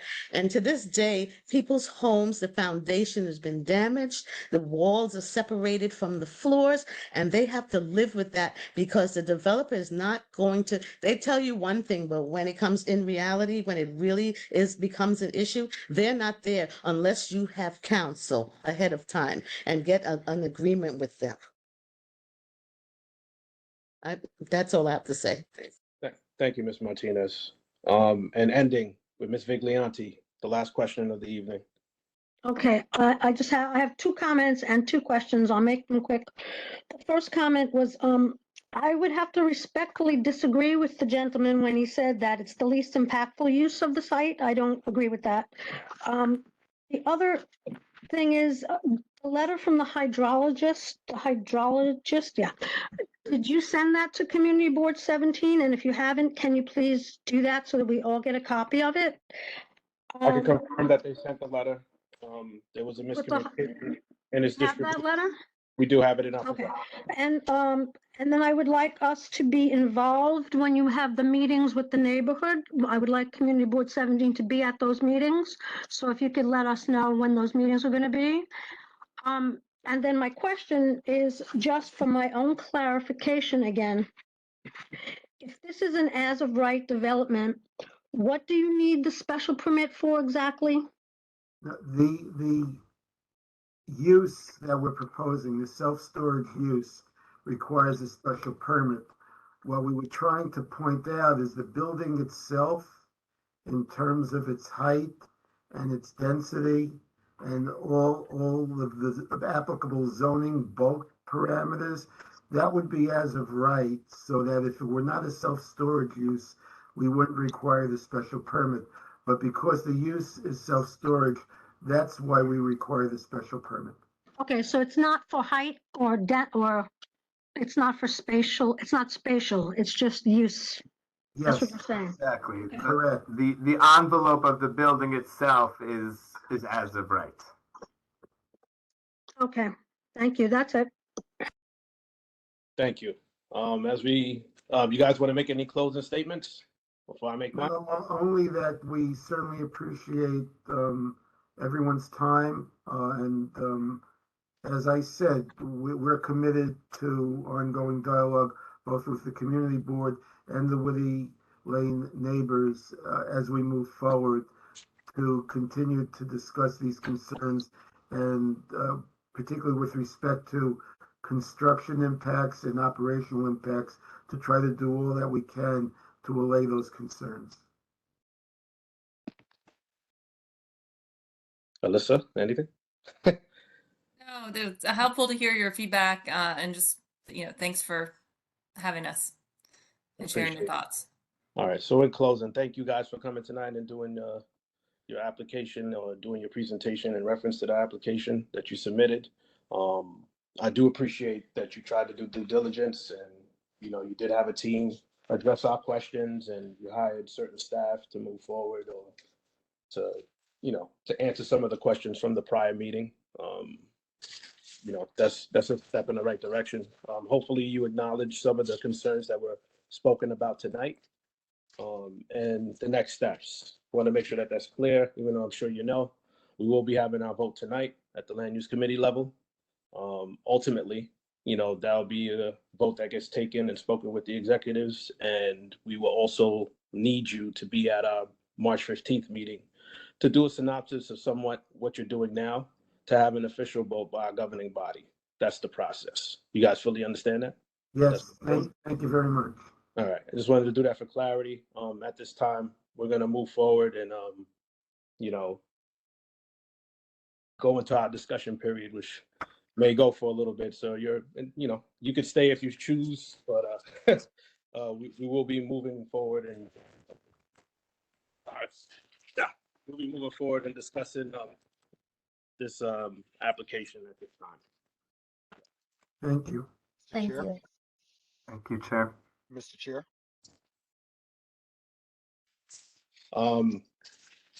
Acknowledging the chairperson of Community Board 17, Roderick Daly. The floor is yours. Good evening, everyone. I'm so glad actually I was supposed to got part of this conversation. So I do have a question for the individuals who are presenting tonight.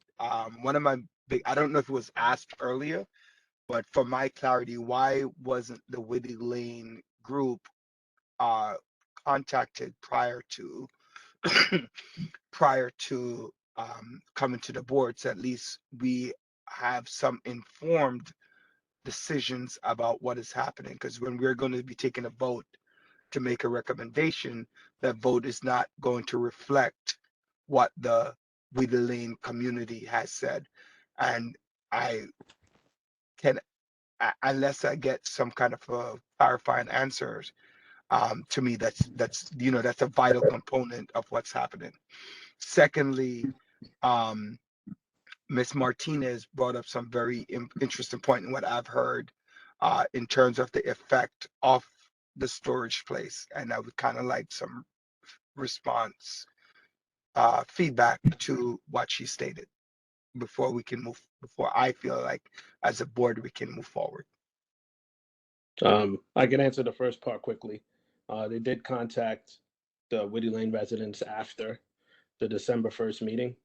They said they generated a letter and delivered it with their email addresses, and they didn't get any particular responses from the directly affected residents as it pertains to that.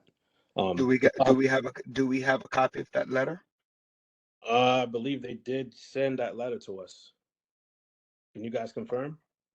If not, I would like a copy of the letter. Yes, we can absolutely confirm that. And again, I'll give you my email address, and I'm happy to send anyone who wishes a copy of the letter we sent. My email address is hsw@dhclegal.com. And if you send me an email requesting a copy of that letter, we're happy to send you a copy. Well, okay, so I'm actually asking for a copy of the letter.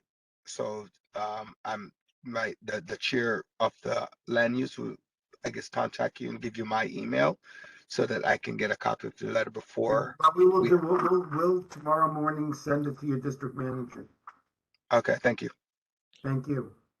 That'd be on Mr. Daly. The second question about addressing some of the concerns of Ms. Martinez.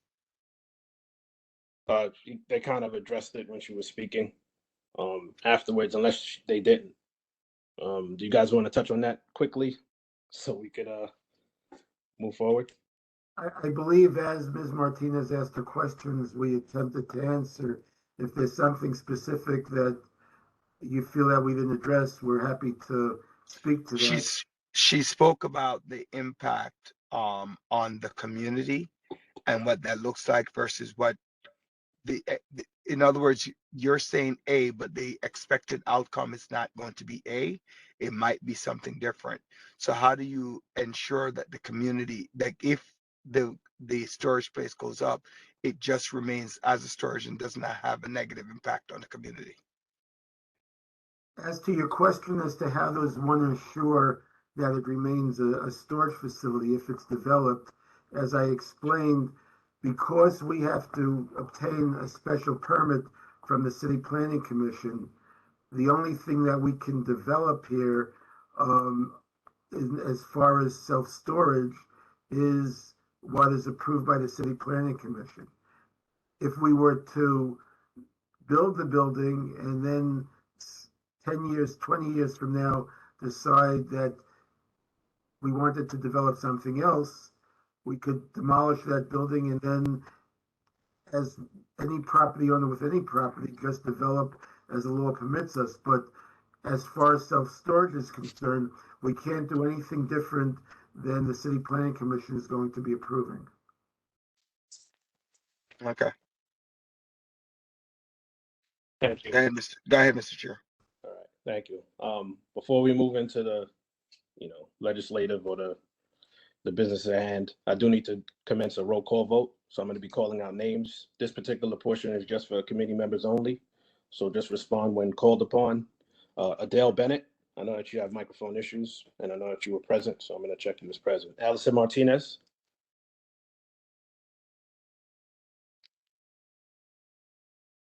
Allison Martinez. Sorry, present. Hazel Martinez. Present. Marguerite Viglianti. Present. Dr. Carol Renaud. Ann Hudson. Rachel Goodfriend. Present. Present. Who said present? Hudson. Ann Hudson. Ann Hudson's present. Thank you. Thank you. Rachel Goodfriend. Joan Erskine. Rita Costa. Present. Dale Dawes. Present. Dr. Dale Dawes. Vanessa Quashi. Present. Perlene Fields. Mary Bell Downs. Yolanda Aline. I don't know if you're on the phone. Present. Thank you. Present. Therese Rodney.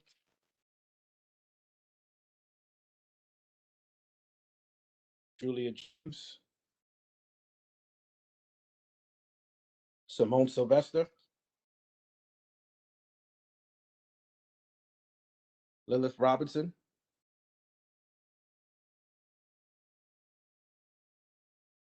I don't see a mic attached to her name, but her name is there. Martha is present. Osney Lewis. Present. Tamara Thomas. Present. Alexandra Skimmitbor. Daryl Holland. Present. Joan Alexander Bakradine. Present. Timothy Davis. Present. All right. Did I miss anybody? That's the conclusion of the list. Besides myself, Kwame Frey present.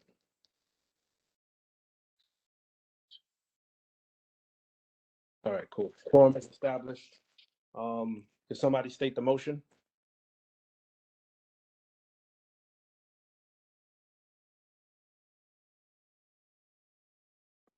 What motion?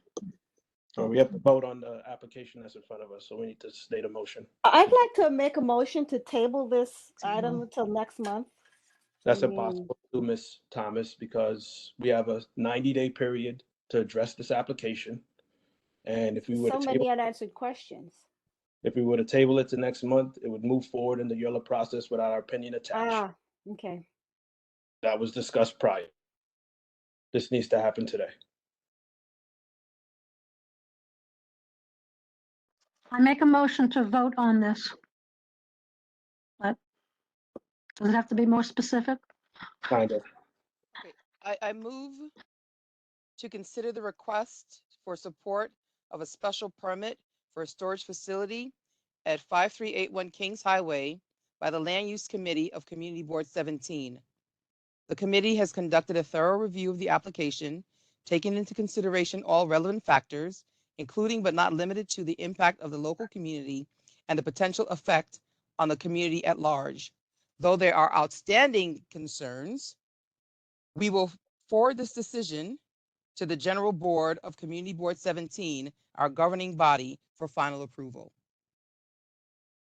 Do I have a second on the motion? I second the motion, Marguerite. As we open the floor for discussion, does anyone want to make any comments, concerns about the motion at hand?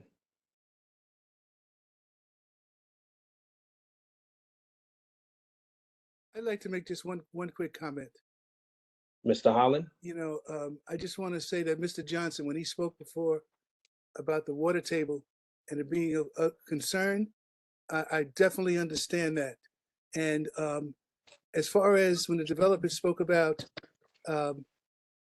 what the businesses that are there now and the kind of impact they had, a two-story manufacturing facility, the impact that it has on the land will not be much different. Okay, it will not hurt the land as much as a five-story self-storage facility is that has going to have to go up higher and do subterranean digging. So, Mr. Johnson, I hope I figured out how you're going to vote, but I just want to know that I think you were right on point about the water table. That was my comment. Thank you. Appreciate it. Allison Martinez? Thank you. Sorry, that was from before. Okay. Hands up. Tamara Thomas? Yeah, I just want to reiterate what I was saying about the fact that there was first of all, Miss Quill didn't directly answer my question. But there were just so many unanswered questions. There's a whole lot of we'll get back to you, which these are things they should have been ready to come to the table with today because they had ample time. That's all. Understood. Ms. Bennett, your hand is raised, but we knew you had mic issues. Are you on the phone with Ms. Frazier to communicate? Yes, I am. Okay. I was going to say, you left me out when you did the roll call, and I was trying to say, yes, I'm here, but nobody can hear me. Oh, no, I acknowledged you. I saw your name was still there. Okay. All right. Any other discussion? Did I miss somebody? Oh, Mr. Dawes. Sorry. When this is forwarded to the board for the official vote, I would like to list the outstanding questions that were not answered or the outstanding concerns that still need to be addressed. Absolutely. Do you want meet me afterwards? We can generate that, right? You got my number. Anything that wasn't addressed when I do the formal acknowledgement of our vote at the board, I'll include that. Just gonna need to. I'm gonna need the hand of everybody just to make sure that I capture everything. Understood. Cool. Thank you. Mr. Lewis, did I see your hand raised or no? All right. Mr. Dawes, Ms. Bennett. Whose hands up? I'm sorry. I could barely hear you. I'm sorry. Oh, is Ms. Bennett again? I'm speaking from this line. No, I was going to say, I would like them to consider the fact that if they put that building up, that was a very large building, it's going to settle. And when it's settled, it's going to shift. They did not include that information. And I'd like the board to be cognizant of that. That's all. Thank you, Ms. Bennett. Are there any other questions? No. Let me review the chat. Dr. Dow's hand is up. His hand is down. Hazel Martinez hands. Yeah, I'm seeing I see like Ms. Robinson. They're up and down, so I don't know. a plethora of hands. I'll go in the order that I view them. Mr. Price?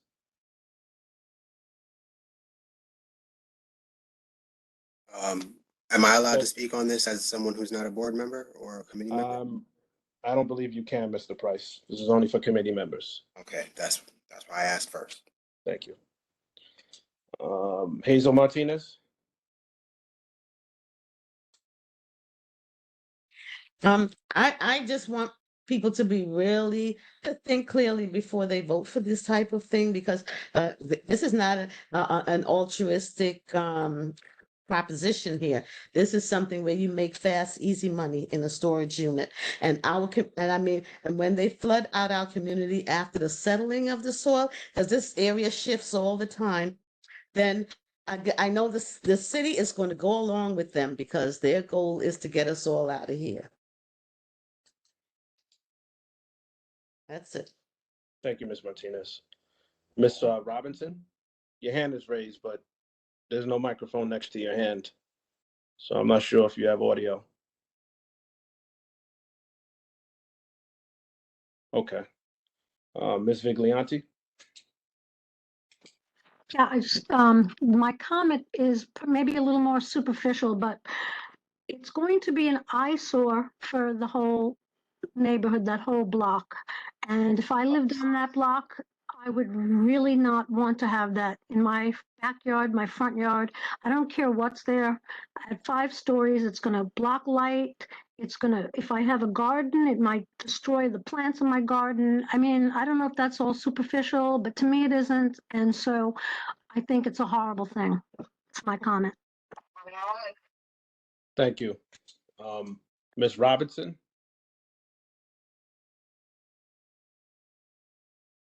Don't want to dismiss Ms. Robinson, but she can't seem to communicate. I have a follow-up. I asked it in the chat. Howard stated that he sent the letter to the residents. I know that we have some residents here. Did any of the residents receive the letter? And I think Howard said he sent it via email. Hold on 1 second, Mr. Somebody's talking. I'm not sure who it is. All right. Yes, go ahead, Mr. Dawes. I was saying that Howard said that that they sent the letter to the residents. And correct me if I'm wrong, Howard, I believe you said it was sent via email. Did any of the residents receive the letter? At this time, they're not gonna speak during our discussions. Okay. Well, maybe time you is in the limited, chat, right. if any, do we know of any residents that have received the letter? If you do, maybe they can forward that letter to us and when it was sent. You want to get confirmation from a local resident? Yeah, absolutely. Yeah, we'll do that. But to ask them now at this point during the motion is not the time and place for that, unfortunately. I'll look into that. But I do believe it was distributed. I do believe they sent it to the board. But I can't speak because obviously I'm not a resident on the actual block. So we will get confirmation on that. Reviewing the chat. Do we have any other questions before we go for the vote?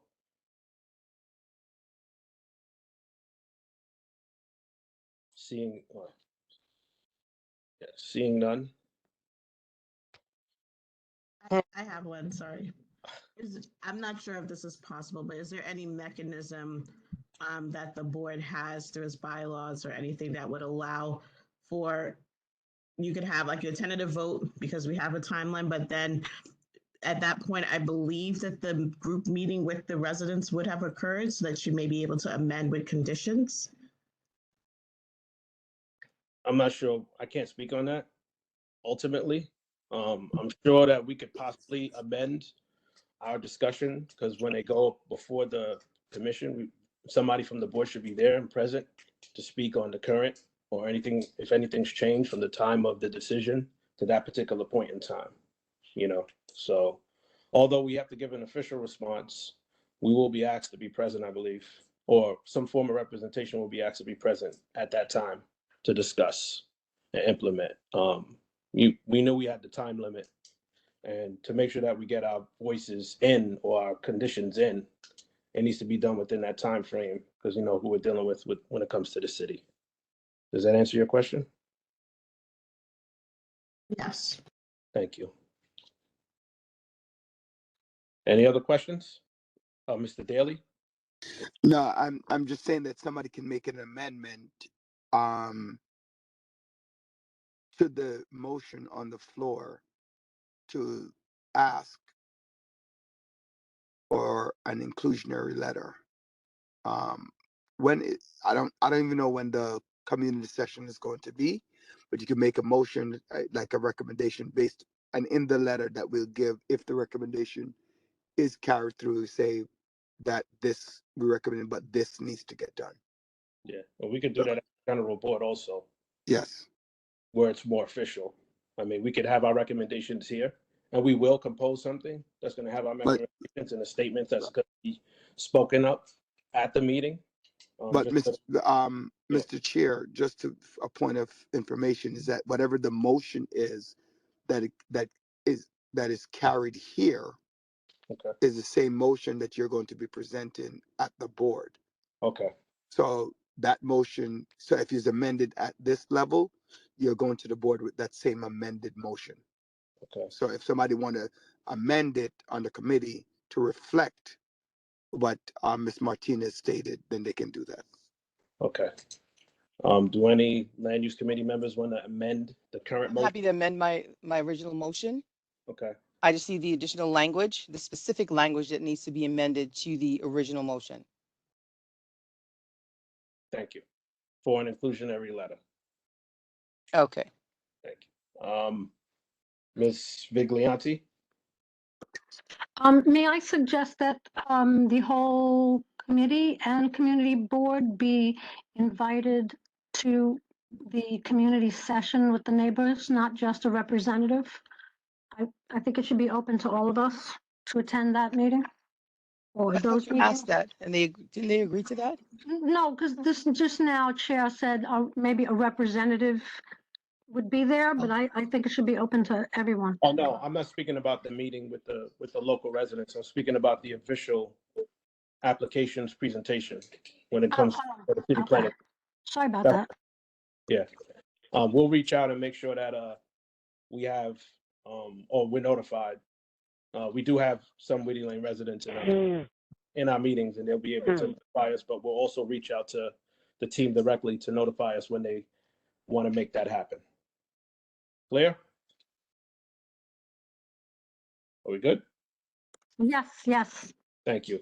Thank you. Review in the chat. Am I muted when you speak? Yeah, I cannot hear you, Ms. Robinson. I'm sorry. For whatever reason, it's not acknowledging your microphone. So that's the issue there.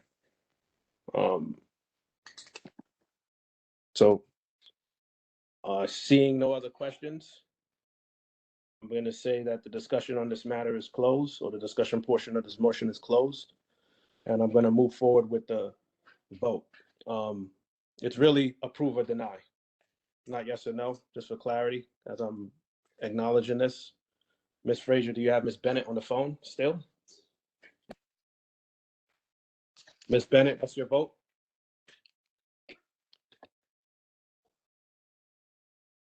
Ms. Bennett? She's on mute. Ms. Frazier, you're muted. Go ahead, Ms. Bennett. Go ahead. I said no. No. Okay. Allison Martinez? No. Hazel Martinez? No. Good.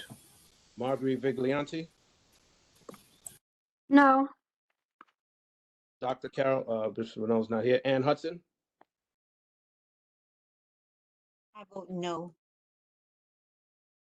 as well. Bree DeCosta?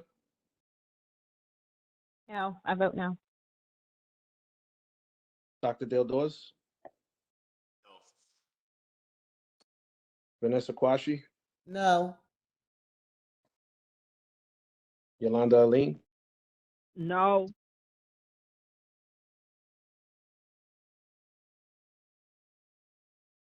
Lilith Robinson? I guess you could put your vote in the chat when I get the opportunity. I'll circle back and include it. Osney Lewis? Abstain. Tamara Thomas? Deny. Thank you. Daryl Holland? Deny. Ms. Joan Alexander Bachardine? Any outstanding questions? Denied. Thank you. Timothy Davis? Deny. And did I see Ms. Fields come in? you missed the discussion, but I don't think I can include you at this time, Ms. Fields. I just want to acknowledge that I did see you come in. Yeah, I was just gonna stay. Appreciate that.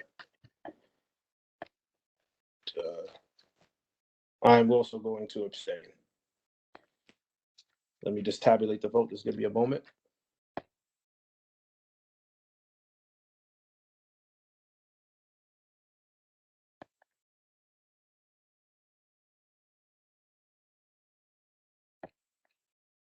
The vote is 12 denies, 3 abstentions, and 0 yeses, or 0 approves. So unfortunately, the Land Use Committee does not support moving forward with the proposed facility.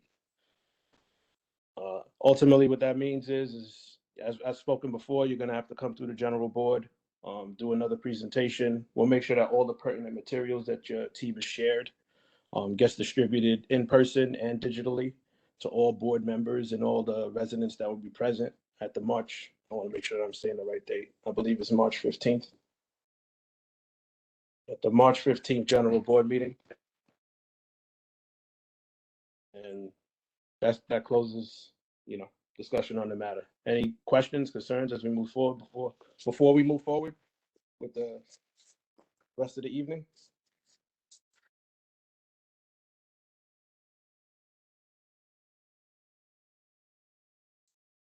Thank you.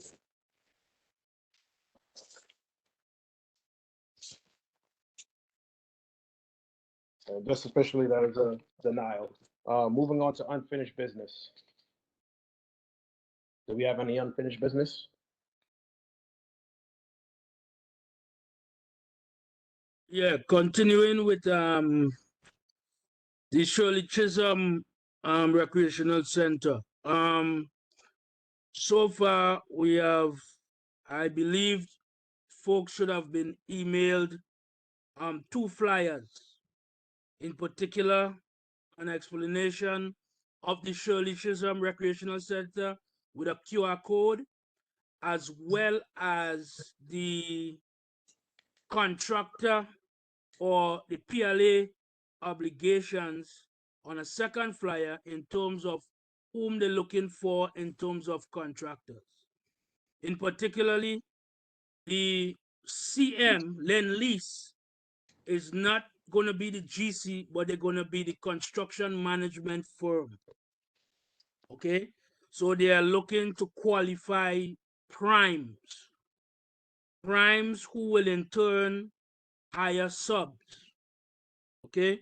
The qualification for that being that you do have access to Passport, which you have a vendor account with Passport, New York City Passport. You need to have several other qualifications in terms of the insurances, OSHA 300 logs, all the typical stuff to be considered a prime, and bonding above 500, any project that's above 500,000. Now that's vital because in particularly when you bid in more than 500,000 in work, they want some type of bonding. So that would be challenging for our community. Chair Afray has sent out several times to request to see who have those capabilities in our neighborhood, and there has not been that response. So in particular, I think what is going to happen is that a lot of the folks who do not qualify as contractors would get opportunities to actually work on the site. And there's actually another flyer that should be going out in the near future with that information in terms of accessing that. But I just want us to be very aware that there are specific requirements to be considered a prime contractor on this job. What I was told in particular from McKissick & McKissick, which is the MBE arm of the contract, they are pushing to make some of the contracts smaller and more manageable for certain size firms. and that could be beneficial towards us. I mean, there's a request they're making, they're pushing it. Doesn't mean that Lend-Lease has to go that way, but you know, the more support they get and the more we push for that, that could be some part of the dynamic that could be changed. You know, McKissick told me that they spoke to Lend-Lease and told them that more MBEs on the site gives it a better look and more people having access to the contracts at a specific size. So I want us to just pay attention, keep that going. In particularly on this site, if you're going to work on this site, you need to have SST, 40-hour OSHA, which includes 30 hours OSHA and 10 hours fall arrest, 2-hour drug, and another 4 hours, which could be provided in order to work on any construction site in New York City. So if you know of folks that do have those qualifications, or even if they don't, but there's interest in being on the project in terms of working in the construction part of the project in the different phases, you know, you could reach out to me or Chair Frey, or even to the district manager and the assistant district manager, right? Keep those communication lines open and just get prepared for when this thing happens. They're actually projecting to cut the ground or dig the first shovel 6/2023. That's June. We're already in March. That's 3 months from now. So, you know, this is important for us. Osni, thank you so much, sweetheart. Let's cut it short. Yeah, It's late. yeah, we're gonna have to.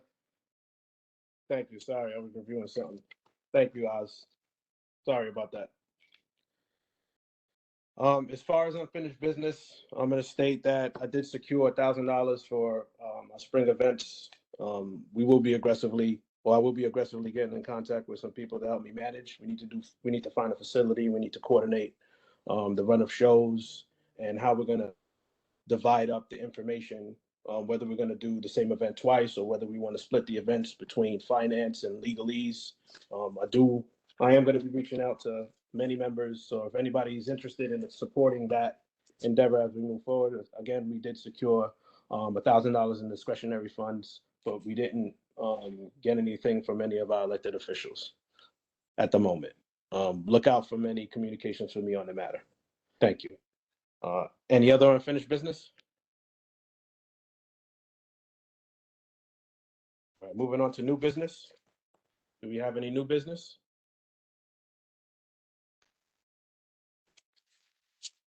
Seeing none. Can we make a motion for adjournment? Vanessa When Quashie, Alexander Bakardine moves to adjourn the meeting. Vanessa Quashie seconds it. Motion has been moved and properly seconded. Appreciate you guys. Thank you for tonight. Have a good evening. And please encourage everyone to be present at the general board meeting. Tell a friend. So when this issue gets discussed, when you have your opportunity to speak, you have your voices heard. Sure. Thank you. Have a good night. You too. Good night. Good night. Good night, everyone. Good night. Good night. Thank you. Thank you, Mr. Frey. Yes, it was.